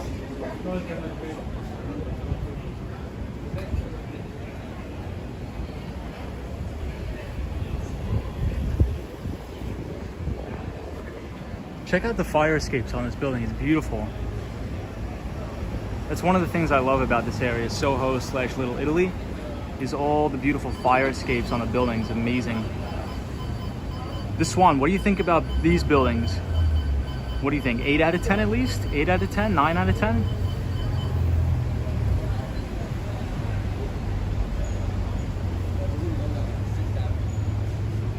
I just like the architecture a lot. Joe Hernandez is my friend, had a funeral home on Spring and Prince Street. Wow. A funeral home on Spring and Prince? That's crazy. That's really crazy, Joe. You know what? Now that I'm thinking about it, Joe, I couldn't even tell you like where one funeral home is in Manhattan. You know what? Maybe if there's a couple on the Upper East Side, but I don't really know. There's a lot on Long Island, but maybe it's just so hidden here that we don't really notice it.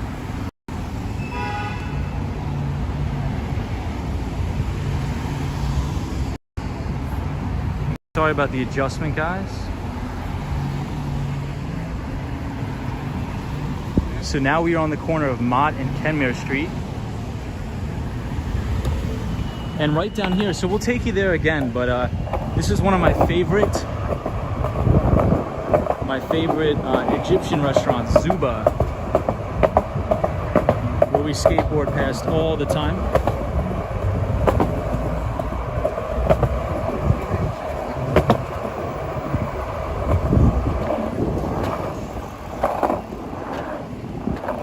So the restaurant is right down there.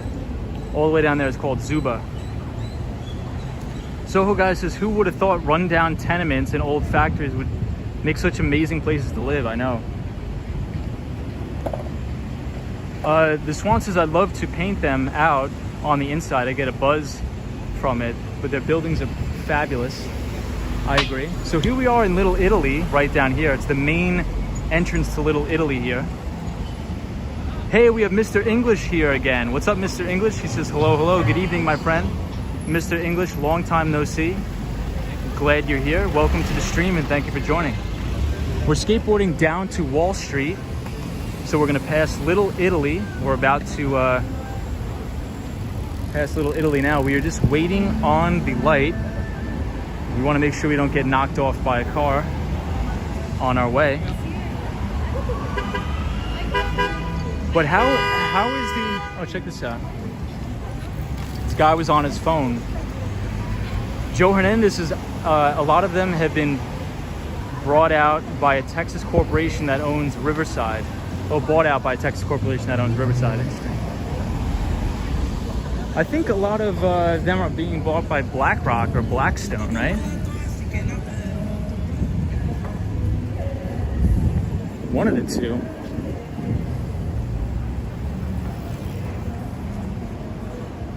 Mr. English says, yeah, thanks. Wish good week to you, my friend. Yeah, I wish you have a good week too, man. Happy Monday.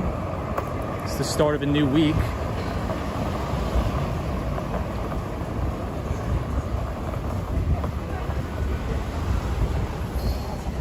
We'll see if we could squeeze by here on a skateboard. So everybody, welcome to Little Italy.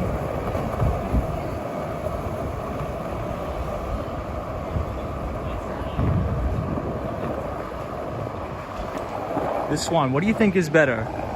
Near Macy's or Little Italy? What do you think, the Swan?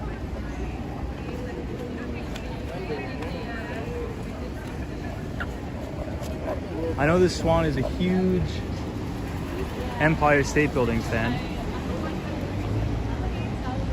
The Swan says Little Italy 4, England 3. It's so funny.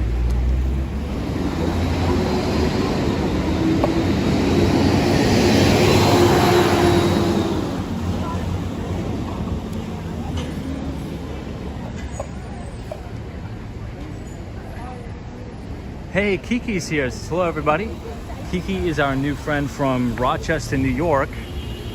Joining us from Rochester, New York. Hey, and Sunshine After Rain. What's up, Sunshine After Rain? Long time no see. Says hello, Tom. How are you? Sunshine, I am good. I hope you're well. Sunshine, I hope you had a great weekend. I hope you're having a good start to the week.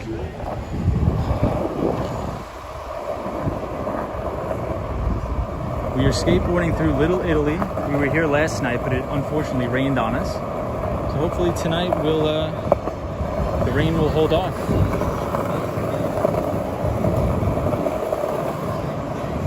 Maybe we'll get a little bit lucky.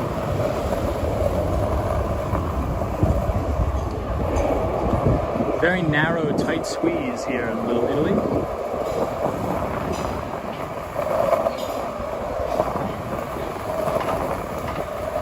I feel like the cars have plenty of room on the other side.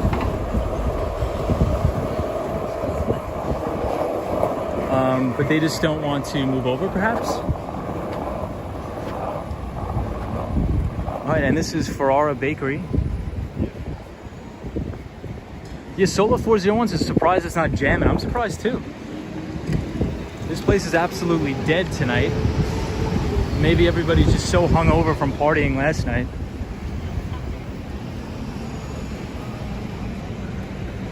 But everybody, thank you for joining the stream. I appreciate it.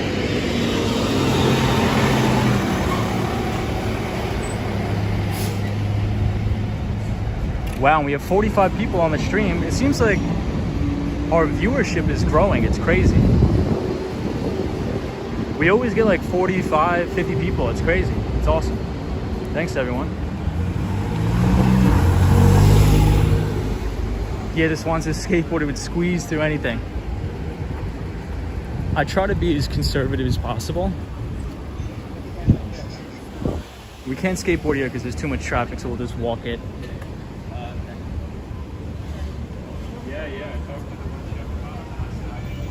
So we're passing Cannoli King, which is a very famous cannoli place here in Little Italy. Sunshine After Rain says, yes, it is. Congratulations, Tom. Yeah, Sunshine After Rain. Do you remember the streams we would do? And we would just be like 5 people. It would be, I mean, even that was crazy, but this is nuts. Well, I hope everybody enjoys these skateboarding live streams and the topics that we cover on this channel. So if you like this sort of content, feel free to subscribe. Kiki, so the topic of today, we were talking about a specific mutual fund called ClearBridge.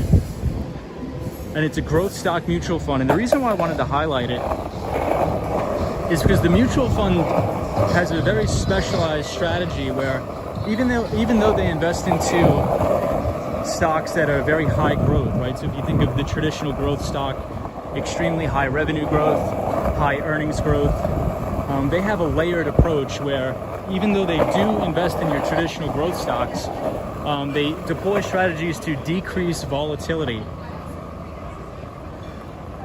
So let's say if your traditional super growth stock mutual fund, like a BlackRock Technologies Opportunities Fund, let's say if on average they can sometimes return up to 40% in a very good year in a bull market, but anytime the stock market would correct, that mutual fund would have a significant drawdown, potentially 20%. So with this specific fund, they diversify into 3 segments, which is high growth. So if you think about companies that we talked about a lot, like the Atlassians, the Zscalers, the CrowdStrikes, those type of companies that tend to trade at sometimes 20 times sales, right? So you think about the explosive growth stocks that generate alpha, but they also put 1/3 of their fund into steady growth stocks. So if you think about a company like Home Depot, it's not an amazing revolutionary product, but Home Depot consistently has earnings growth and revenue growth, but just potentially not as high as some of the very high growth names. And then thirdly, she puts 1/3 of the fund in cyclicals. But it's not the traditional cyclical names that you would think. These are names that are good fundamental companies, but they just had some slip-ups along the way. So I don't know if anybody remembers, but Chipotle back in the day, their stock price dropped 50% in 3 months because they had a food-borne illness pandemic plaguing their restaurants. So people were afraid to go eat at Chipotle and things like that. So the price of the stock dropped 50% in a month. 50% in a month. But we know that's not sustainable, and the stock price will come back because these are good businesses. These are inherently good businesses. So I do have to stop to tie my shoe. So hold on 1 second, everybody.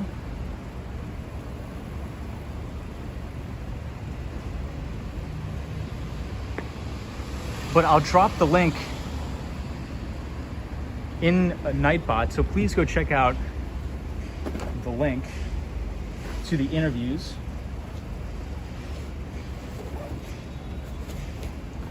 So if you want to check it out, please do !growth in the chat, and Nightbot will drop the link to the interview with the portfolio manager, Margaret Vitrano. So if you do !growth in the chat, and then I'll do !ClearBridge.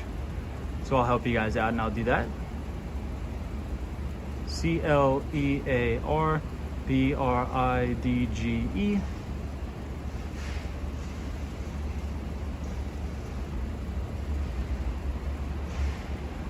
And then GROWTH.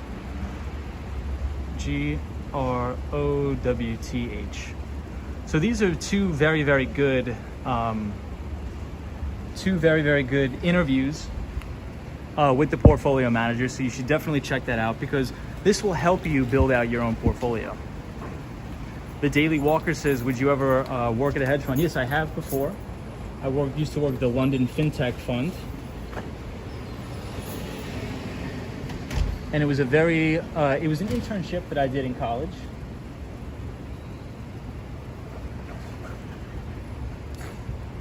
So the Nightbot dropped those two links, so please check them out.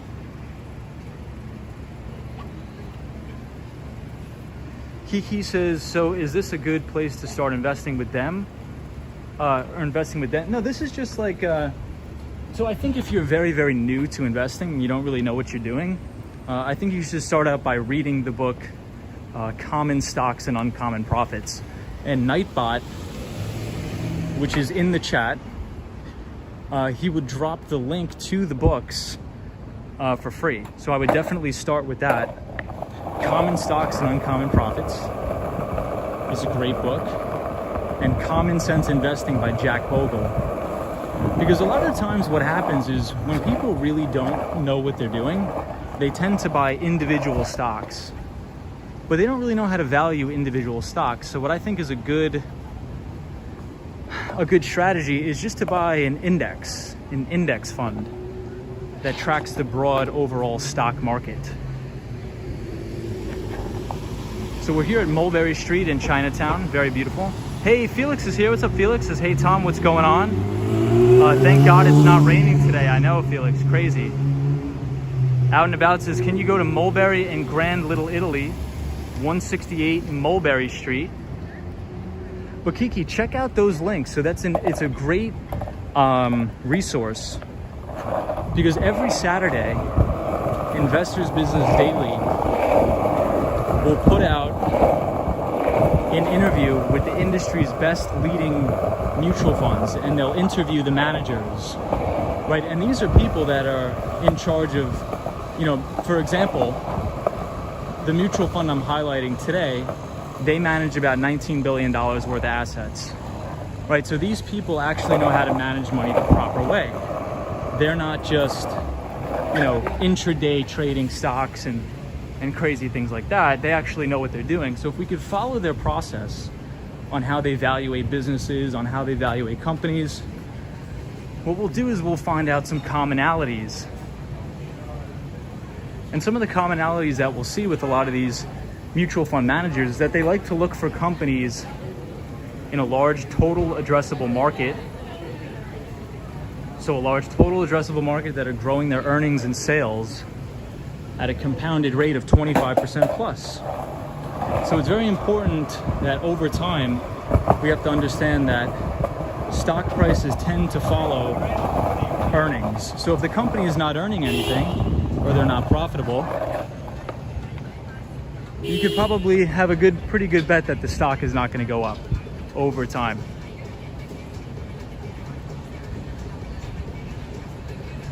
Lupe says, what are your thoughts on Social Security benefits for the disabled? I think they should get them. I think they should get Social Security benefits, but I think a lot of our infrastructure is underfunded in the United States. So hopefully we won't have an insolvency problem. Hey, William's here. What's up, William? Says, good evening, New York. Skate on, absolutely.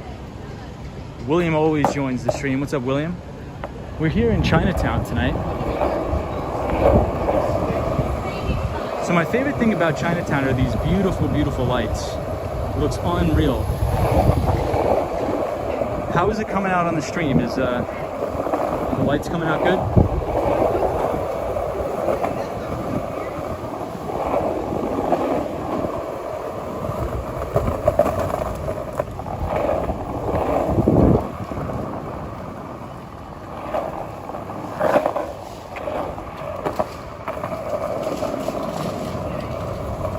Lady Orleans says you love the lights. Yeah, the lights are beautiful here. Sunshine After Rain says looks awesome. Sunshine After Rain, I hope you're doing well. I feel like I haven't seen Sunshine After Rain in a long time. So I hope you're well, Sunshine After Rain. It's good to see you again. So check out the Freedom Tower, the World Trade Center. It's almost completely covered in fog. Really, really crazy. William says your channel is the next best thing to being there in New York City. I appreciate that, William. Yeah, thank you everybody that's just joining the channel. A lot of you are sending me emails with very kind words. So thank you so much for all of the kind words in the emails. I appreciate it. It appears like a lot of you like listening to the sound of the skateboard. You should see how many emails I get per day. They're like, wow, I love the sound of the skateboard. It helps me sleep. I've been having issues sleeping and your channel is helping me go to sleep. And I'm like, wow, that's really amazing. Thank you. Check out the beautiful artwork on the doors here and on the gates in Chinatown. Extremely, extremely beautiful. Unreal. Solo 401 says, they ever going to make a tower 2? I think there's going to be 4 towers altogether. Kiki says, listening to you, Tom, is the first time I even understand the financial world. The way you explain it is amazing. What you explain, I understand. Oh, Kiki, I appreciate that. Thank you so much. Thank you so much. Out and About says, if you need to buy anything for your girlfriend, go to... Ooh, I actually want to see that. Out and About, I want to see that.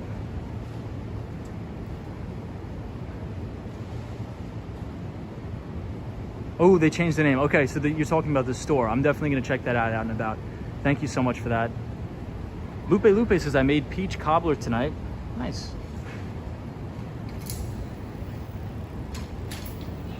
Joe Hernandez says, I love how the skateboard gives the camera a different perspective. Yeah, I get a lot of those emails too. They're like, you know, it's a very different perspective of the city. So I'm glad I could provide sort of that perspective for everybody, all the viewers. And Chinatown is beautiful. I love Chinatown. Lupe says, any compliments on your voice? No, not any compliments on my voice. I think, Lupe, you complimented me on my voice. Yeah, but Kiki, I think the main thing to understand, and that's sort of one of the reasons why I started the channel to begin with, is because I think there's a lot of misinformation circulating on the internet, especially around the finance space. Especially around the finance space. And what you'll see on YouTube is you'll have these people that will advise, you know, people to spend their last $1,000 or last $500 on, you know, buying some crazy... Oh, check this out, guys. Look at how amazing and beautiful this is. Wow. I just love the architecture, the artwork. It's really beautiful. Wow.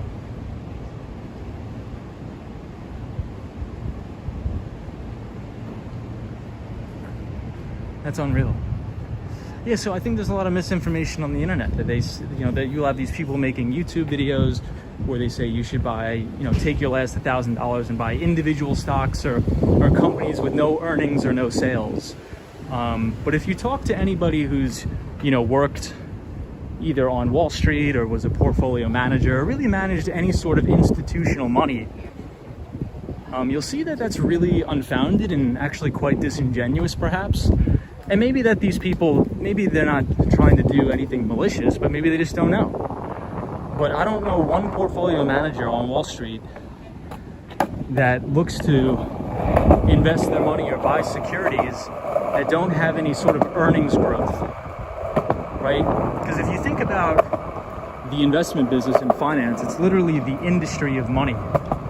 It's literally the industry of money. And you want to get a return on your money. And the only way you're going to get a return on your money is if you invest your money into, let's say, stocks or fixed income or anything like that to generate a return. But you're not going to generate a return if the business overall does not generate money or cash flow. That's why it's very important to understand how to do discounted cash flow models and learn how to value cash flows. So if you think about, just in layman's terms, think about all the companies that have been the most successful, like Apple, like Microsoft, Amazon. What is one thing that all of these companies have in common?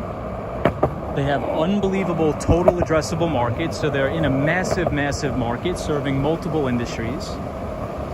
Their revenue growth is increasing by at least 25% quarter over quarter. And most importantly, their EPS, or their earnings per share, is consistently increasing over time. Right? So if you look at any sort of a stock chart of a company that has declining or decelerating earnings, you'll notice something very familiar about that stock price, that it's gone down. But if I plotted the EPS trajectory of a company,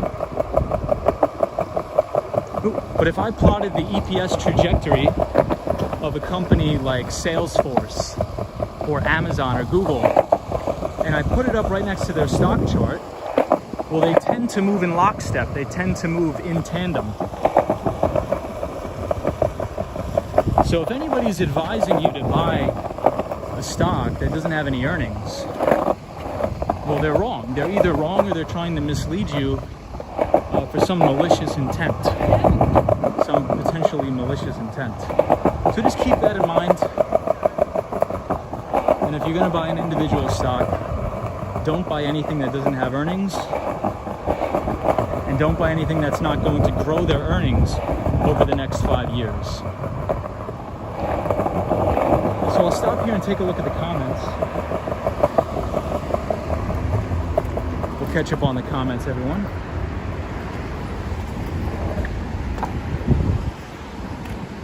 So we're here where all the courthouses are in Manhattan. Sunshine After Rain says Tom always has great advice. Thank you, Sunshine. Hey, Photos from Around New York is in the house. What's up, Photos from Around New York? He says, oh, we're on the board tonight. Yes, finally, no rain. So we're on the skateboard. Photos from Around New York. We've been streaming for about 2 hours. We covered a lot of ground. We actually started our journey in Lincoln Center. We started our journey tonight at Lincoln Center.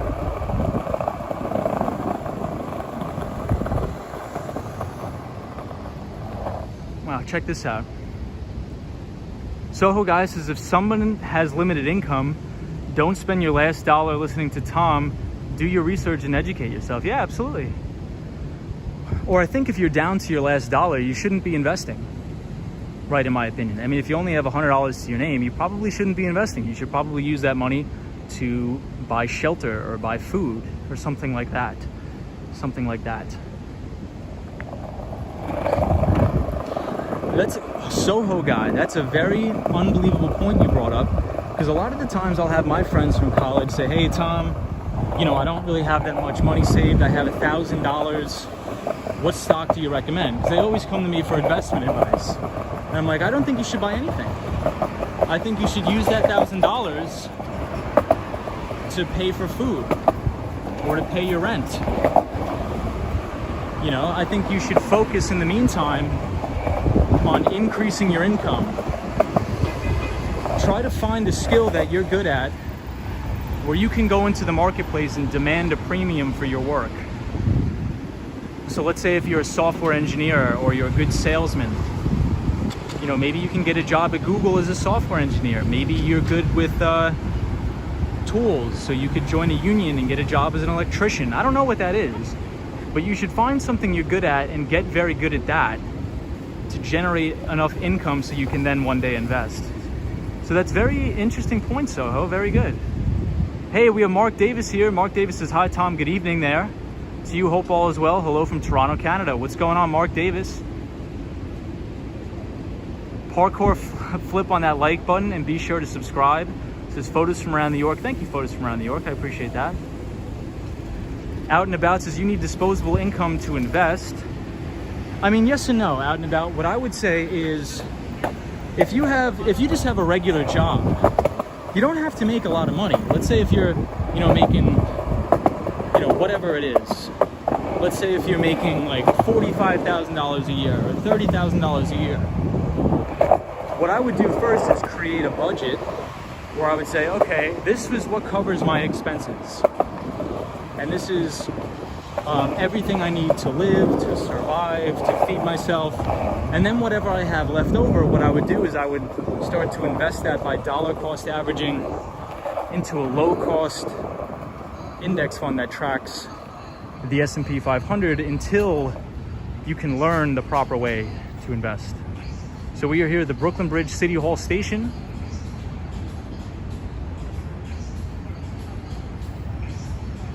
Kiki says, Tom, you mentioned Vanguard Fidelity is a good starting place.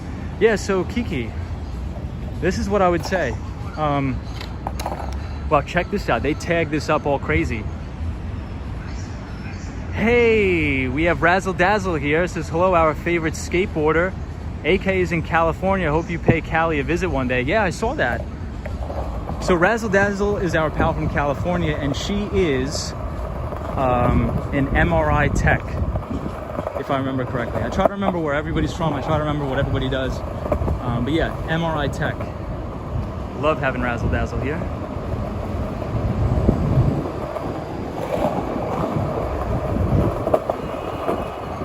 So I would start with reading that book. Common Sense Investing. And if you're just starting out, I would advise to dollar cost average into a low cost index fund that tracks one of the indices, so the broader stock market. And then in your spare time, you should learn how to invest the proper way into good companies. Mark Davis says things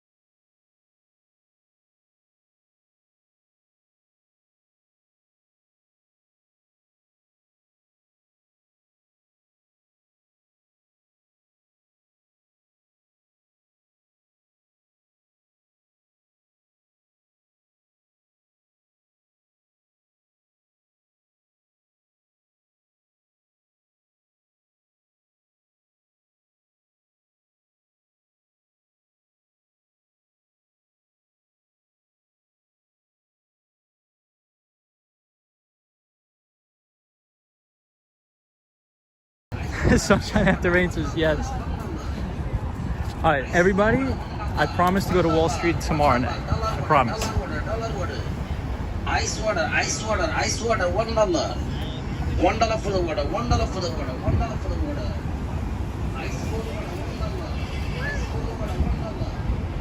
$1. So if anybody that missed the topic of the day, we were talking about a mutual fund called ClearBridge.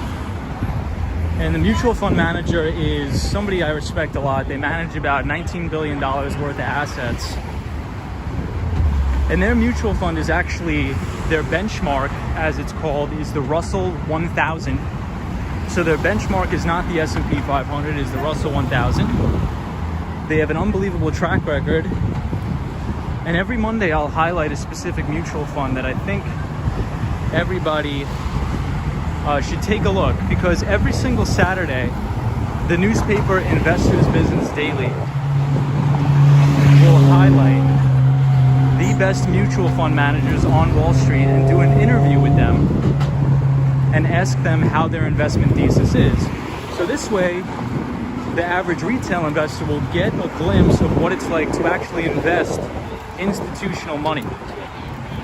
Right, so this is actually how to invest the proper way, because if you're running a big mutual fund, you are bound by a fiduciary responsibility to your shareholders to act in their best interest. So you're very limited to the specific stocks that you can buy. And those stocks have good earnings growth and good sales growth, very good return on equity, and very high pre-tax margins and after-tax margins.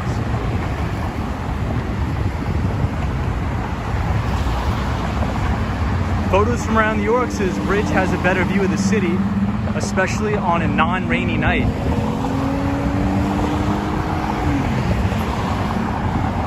Gus said, what was that book you said before, Tom?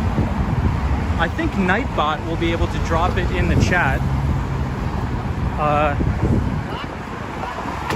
I think Nightbot will be able to drop it in the chat, but it was called Common Stocks and Uncommon Profits by Phil Fisher. Common Stocks and Uncommon Profits by Phil Fisher. Wow, check this out.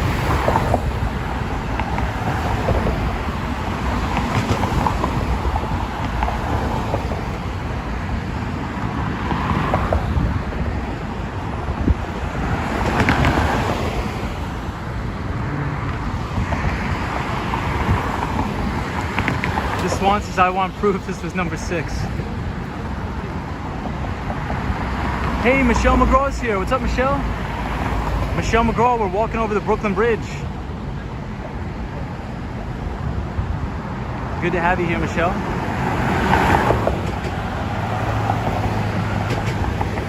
Yeah, Mark Davis says it looks like a nice night.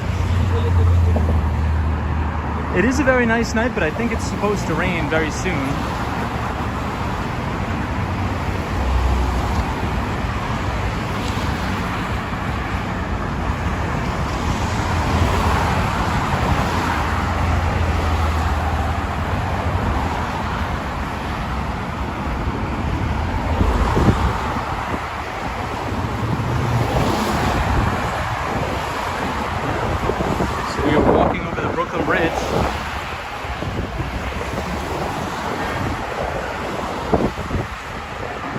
So my phone is on 20%, so I just want to let everybody know. So if my battery dies, thank you everybody. Thank you everybody for joining. Please leave a like on the video if you like this sort of content, and subscribe to the channel if you want to see more videos. NYC97 says, Tom, is it one of your goals to retire early with your investments, or just work as long as you can? Yeah, so I mean, I don't think I will ever retire, in my opinion. I think what I want to do is I want to grow my business. I want to grow my IT consulting company. And then hopefully hand that business down to my kids. And then just manage like a family office. and then set up some sort of a charitable trust. That's the main goal. So hope that answers your question. NYC 97. What about you? NYC 97.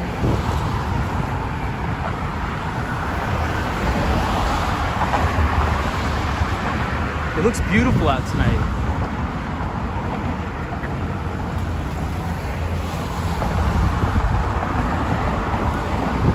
Here, I'll show you guys the traffic. Check out the traffic over the Brooklyn Bridge.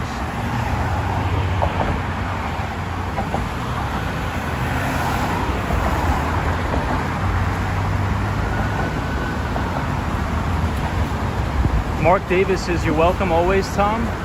Always good seeing you on the streams, very educational. Yeah, thank you, Mark. So Mark, if you're interested, check out that link and read the article and actually listen to the interview. You'll learn a lot. And every single Saturday, Investors Business Daily gives us these interviews for free. So we'll actually get to see the operational value of how these institutional investors do things the proper way, investing in businesses with extremely high earnings growth over the long term.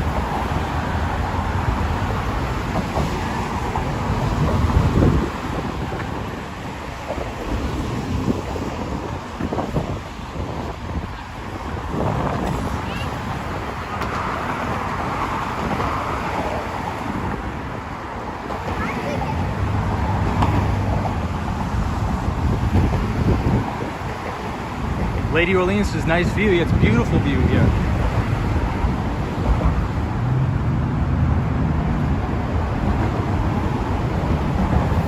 NYC 97 says, all I want is to travel before I get old and retire early. Yeah, I mean, if that's your goals, you could definitely do it, man. You could definitely do it. NYC 97, do you work in the city? Are you from New York City, I'm assuming? What you should do is just take a portion of your income and save and invest it. Hey, we have Zap Allen here. What's up, Zap Allen? Zap Allen always comes to check in on the streams. We love having Zap Allen here.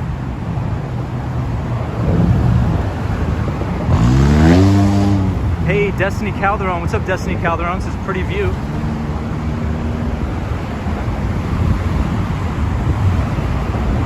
The Swan says, geez, just when I watched the stream today,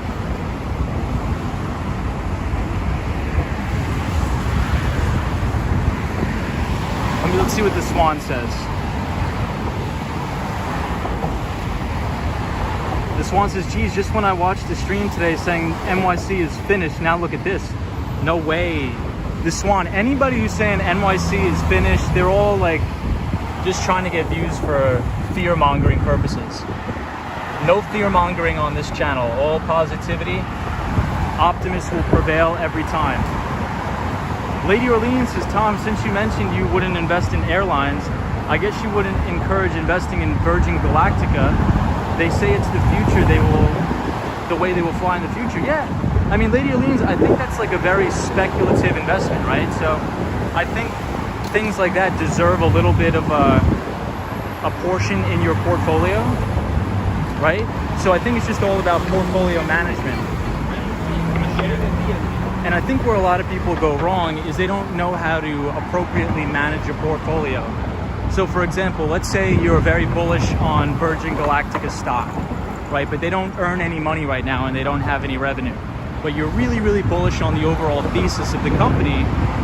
Well, maybe you just buy the stock, but you only make that up like a fraction of a percentage point of your allocation of your overall net worth, right? So it's all about having your portfolio allocation in check. So if you're very, very bullish on the business in general, but if it doesn't have any earnings, then maybe you just take a very small portion of your net worth and invest it into the company and hold on to it for the long term. So I think bets like that is all about good risk management and good portfolio allocation. If that makes sense. Wow, Brooklyn Bridge looks amazing tonight, guys.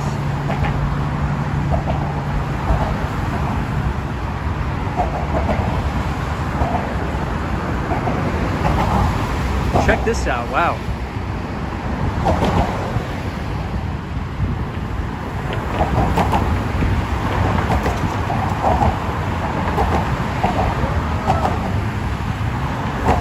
NYC Everything says rushed home because I thought it was going to rain, but nothing happened. Back in Staten Island, chilling, watching your channel. NYC Everything, thank you so much for watching, man.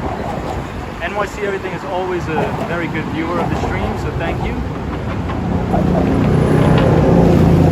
Out and About says retirement can be a killer, as I see the ones that have retired have let themselves go, meaning they don't look the same. Very interesting. Out and About. Lady Orleans says NYC is here to stay. The Swan says fake news, I'm falling for the whole time. Damn, yeah. NYC 97 says I currently intern at NBC. That's fantastic, man. But I want to take some time off to travel. Okay. Well, NYC 97, that's incredible. You already have an internship at a great company like that. I mean, you should be proud of yourself, pal. That's awesome. You're making money, you have an internship. What more can you ask for? Not much. You gotta be optimistic and you'll be fine. So my phone's on 10% battery, just a warning for everybody. So if my phone dies, thank you all for subscribing. Thank you for watching. I appreciate it. Joe Hernandez says NYC will never be finished ever. New Yorkers survive like roaches. I agree. Lupe says this stream is harmony mongering. Appreciate that, Lupe. Lady Orleans says allocation is key. Yes. Kiki says such a beautiful, cloudy, warm evening. Yes, it is. The Swan says I just fall in love with the weather in Manhattan too. Photos from around New York says Tom, always an optimist. Yeah, I mean, in my opinion, I've never met somebody that's very, very successful that isn't an optimist. Ever. I mean, all of my friends and my connections that, you know, one of the biggest optimists I know is my friend Jim Ropel. And he runs Ropel Capital Management. And he runs about $150 million in his hedge fund. And this guy, it's just like he is so, it's like almost like cartoonishly ridiculous how optimistic he is. Everything is positivity, everything is about learning, everything is about succeeding with this guy.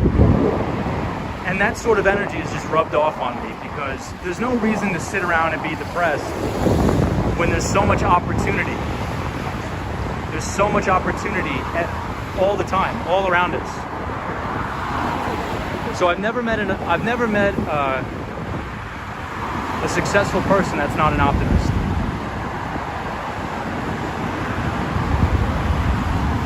Hey, Marco P says loving NYC. Well, I'm glad you're enjoying the stream, Marco P. I can't believe we've grown the stream into 50 viewers. Every single stream we consistently have like 50 people. I can't even believe that. That's really unbelievable.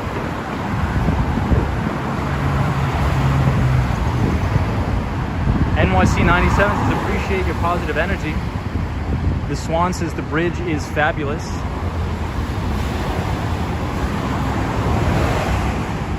Kiki says, Tom, thank you, you're amazing. Now you guys are amazing. Look at how amazing the architecture is here on the Brooklyn Bridge. Unreal.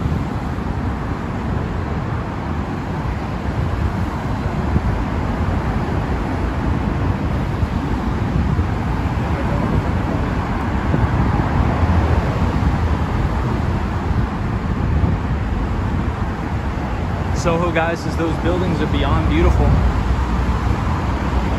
So in the distance, we'll be able to see the Manhattan Bridge. Hey, and we have Allie here. Allie is a relatively new viewer from Richmond, Virginia. What's up, Allie? Allie just found the channel not too long ago. Our new friend from Richmond, Virginia. So what's going on, my friend? William Creech says wait until 1,000 viewers. Wow. Joe Hernandez says when you are a pessimist, you are defeating yourself. I agree, my friend.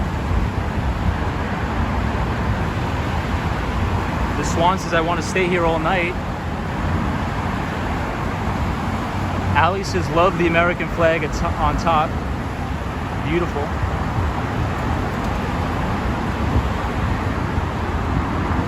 Lupe says, is the Washington Bridge walkable? Yes, it is. You can walk over the George Washington Bridge. And that'll take you to New Jersey. Ali says, hey Tom, hope everyone is having a great Monday. I am. So Ali, the topic of the day today, we were talking about a specific mutual fund. So if you want to look at some of the links that we posted in the chat, it'll highlight a mutual fund called ClearBridge. And they manage about $19 billion, and they are located right here in Manhattan. And we were talking about their specific investment thesis, about how they have 3 specific buckets, as they call, where they invest money into high growth stocks, intermediate growth stocks, and cyclical stocks. So we talked about that, so very, very interesting. And now we're walking over the Brooklyn Bridge.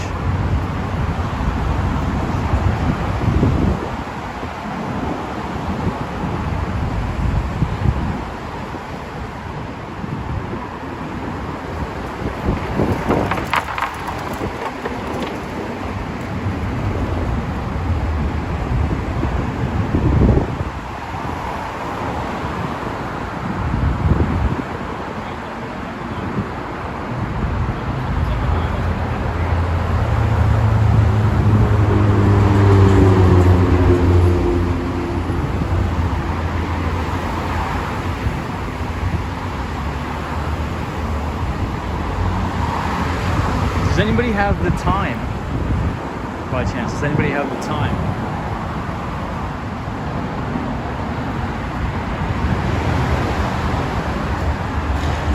Ali says, wow, thank you. Wow, that was a loud noise.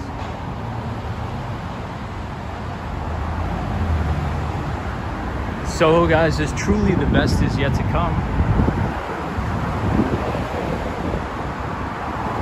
Okay, it's 9:24. Thank you, everybody.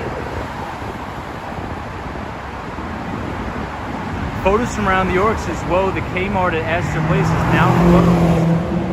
Wow. So everybody, if my phone dies, I appreciate all of the new viewers. Thank you, everybody, for subscribing and stopping by and viewing the channel. I appreciate it.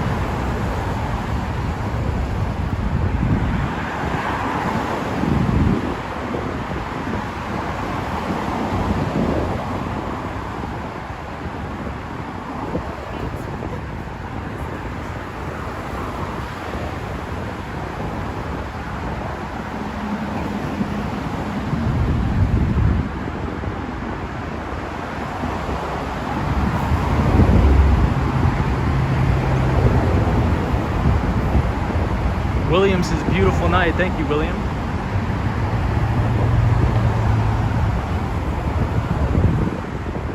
So has anybody in the chat ever walked over the Brooklyn Bridge? I'd assume photos from around New York and Soho guy. Kiki says, New York City is the most beautiful constructed city in the world. I agree. Kiki, just out of curiosity, how did you find the channel? Soho guy, take it easy. Have a good one, man.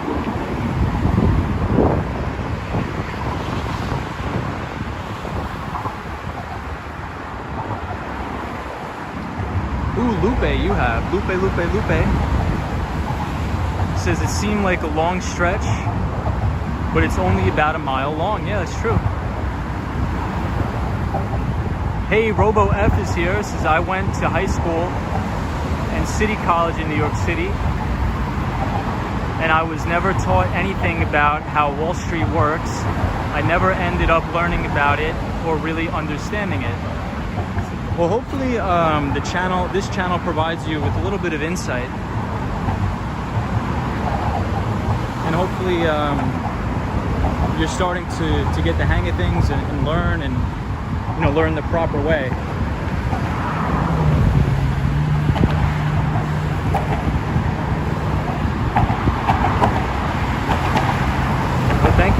here, Robo F. I appreciate you joining the channel. And it's so cloudy, we can't even see the World Trade Center. Wow, Lady Orleans says, Tom, just FYI, Boogie Bob, Super Friends, and New York Life Vlog are all streaming. Wow, nice. That's crazy. NYC Everything says you have to get a power bank so you won't get low on battery power. This is NYC Everything. Botus from around New York says you assumed correctly. William says yes, in the daytime. I think the main thing, Robo, is that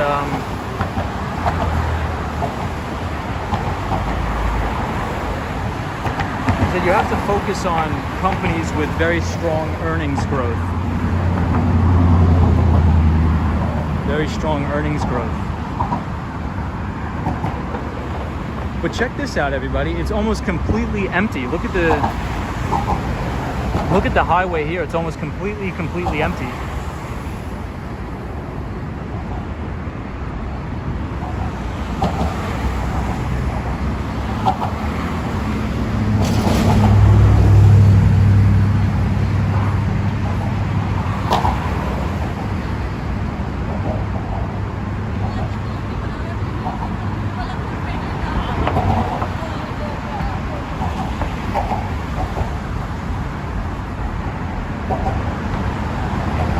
So what I was thinking about for the channel is, I'm thinking maybe once a week. Oh, Kiki said Action Kid. Okay, nice. Nice. I'm thinking for the channel, maybe once a week I could do a live stream from my desk and sit down and sort of show you guys the office and sort of detail, you know, how I construct my portfolio and formulate an investment thesis, and also how I do financial modeling. So maybe once a week, you know, it would be a little bit more of a boring stream, but maybe we could go for like 35 minutes or 40 minutes. You'll be able to see, you know, how I do things. So maybe we'll do that if anybody's interested. Robo F says, how did you first get into Wall Street and economics? High school? I've just always been very interested in finance. I've always wanted to work on Wall Street, and I've always wanted to I was just very interested in the money business and in how businesses operate. Because when you get into layman's terms, and if you really think about it, a stock is just a business. Behind every stock there's a company. And I think a lot of people sort of get detached from that. They think about a stock and they just think about the little piece of paper that you're trading. But when you actually think about a stock, it's a business. And you have to make sure that business is operational and functional.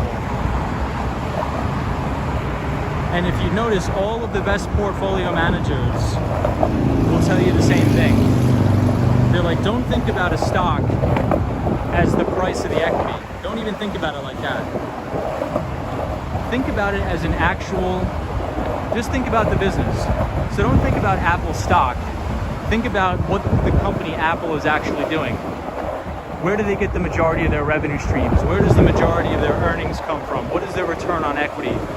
What are their pre-tax and after-tax margins? Things like that. So when you think about it that way, things start to make more sense. But I think where there's a lot of misinformation on the internet is that everybody just says, oh, you gotta buy this stock because the chart looks like this and the pattern is coiling and it's doing this and it's doing that. And I just don't think that's the proper way. I mean, I have a lot of friends who work on Wall Street. I have a lot of friends who are in the hedge fund business, who work in mutual funds, and none of them do that. None of them do that.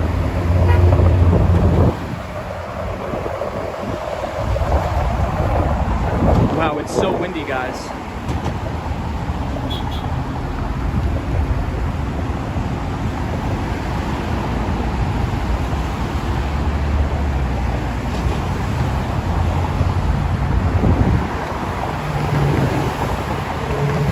Hey, Monica's here again. What's up, Monica? Ali says, yes, that's a great idea. Kiki said you need a power bank for sure. Tom, for your safety, if not anything else. Interesting. Hey, Jimmy Vasquez is here. What's up, Jimmy? This is a true representation of a crop, of a corp, yeah. So I think if you could just think about the business holistically, like who's the CEO, how is the business run? I think over time, you'll become a better investor. And what that means is you have to buy stocks and you have to hold them for a longer period of time. Because the majority of the moves in a stock price is going to happen after hours anyway, and it's going to happen after a major earnings report. So it's not about a chart pattern, it's not about anything crazy, it's about the fundamentals of the business. It's about the fundamentals of the business. He says, great idea, not boring, interested. NYC 97 says, from what I've read about stocks so far, aren't hedge funds considered the bad guys? I mean, I guess there's some bad actors on Wall Street, but I think what you're referring to is just like mainstream media, like news stories about like GameStop and AMC, but that's just like so minuscule. And it's just about, what happened was there was a short squeeze, and we covered this on the channel before. But that's not like real investing. That's just like, there was a short squeeze in the stock. There were a lot of hedge funds that were short the company. So in order to close out your shorts, you actually need to buy back the company. Right, that's actually what shorting is. You borrow shares from your broker, and if you want to close out that position, you actually have to buy the stock back. So that forced the price of the stock up significantly, and a lot of the hedge funds lost money. But everybody, I'm on 3% battery. My phone is going to die, so I apologize. I hope you enjoyed the stream. I'm so glad it didn't rain. I'm very, very surprised about how fast the channel is growing. We always have about 40 or 50 people watching, so that's really crazy. So thank you all for watching. I do appreciate it. If you're new, feel free to subscribe if you like the content, and give the video a like if you like the stream.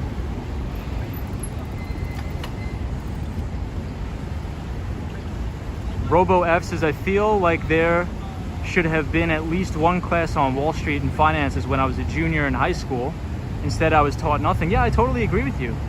So Robo F, I would start with reading those books that the Nightbot posts all the time. I would start with those specific books. So I would start with Common Stocks and Uncommon Profits by Phil Fisher. Then I would read One Up on Wall Street by Peter Lynch. And then I would read the little book of Common Sense Investing by Jack Bogle. Ooh, I actually think I have the free audiobook for you guys. Here, let me see. So I think if I type Bogle in the chat, it should drop a free audiobook for everybody to check out. So let me see. So Bogle. Hey, William says, keep safe. Cool view with the fog. This is photos from around New York. Hey, Disney cast members here. Says, gorgeous shot. So everybody, the Nightbot just dropped a free audiobook called The Little Book of Common Sense Investing by Jack Bogle. So Jack Bogle, as I've talked about ad nauseum on the stream, he's the CEO and founder of the Vanguard Group. And he unfortunately passed away, but he's the one who exposed the mutual fund industry on Wall Street of charging unbelievable amount of fees.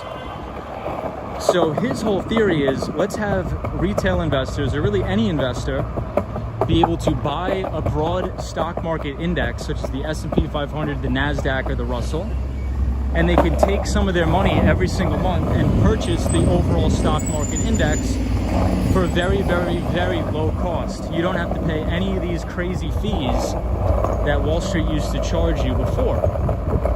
So what I would recommend, I'm not a financial advisor, but what I would recommend is that everybody,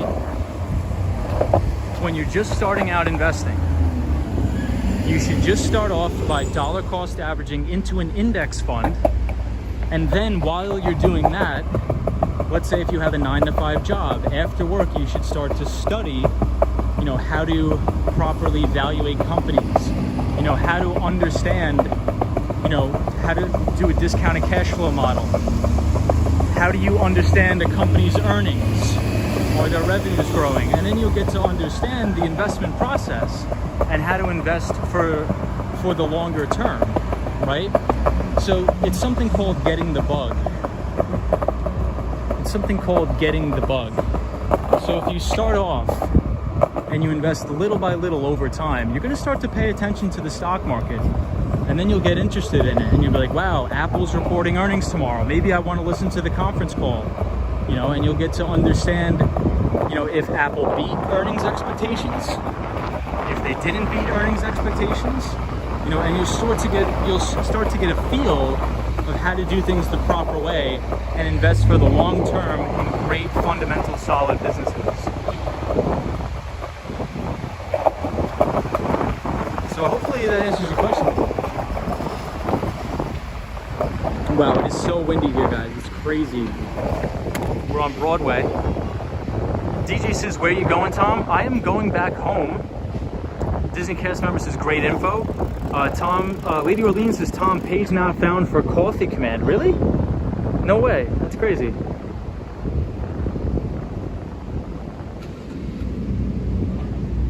Yeah, that's true. Photos from around New York, Jack Bogle.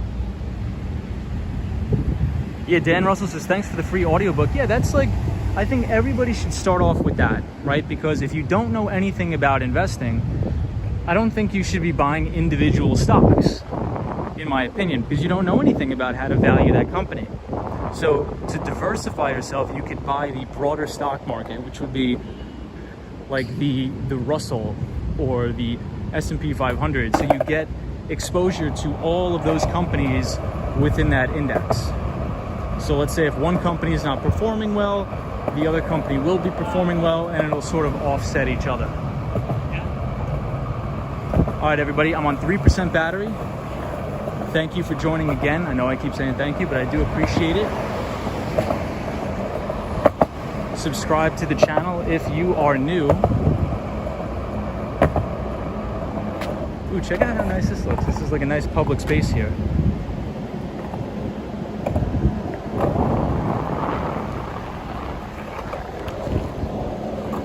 And we will see you all in the next stream.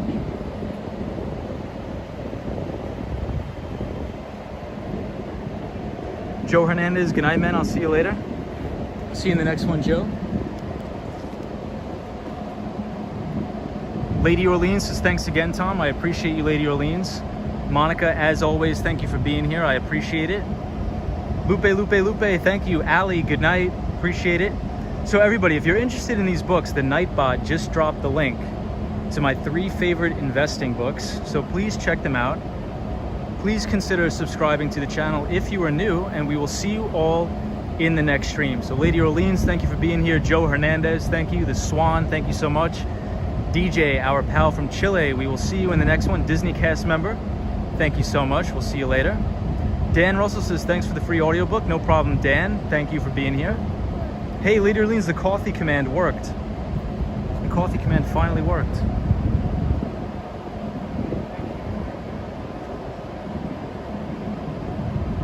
Kiki, thank you for being here. I appreciate it. Marco P, thank you so much, Marco. Gerald Lee says, we appreciate you, Tom. No problem, Gerald. Thank you so much for coming. Thank you for watching. Kiki says, have a good night, everybody. Thank you, Kiki, our friend from Rochester, New York. Sally says, you're welcome. Thank you, Sally, so much. I appreciate it. Whiplash, New York City. Thank you so much. Says, good night, New York City from Los Angeles. Disney cast member says, good night. Everybody be safe. And hopefully I'll see you all tomorrow in the next one. Take it easy.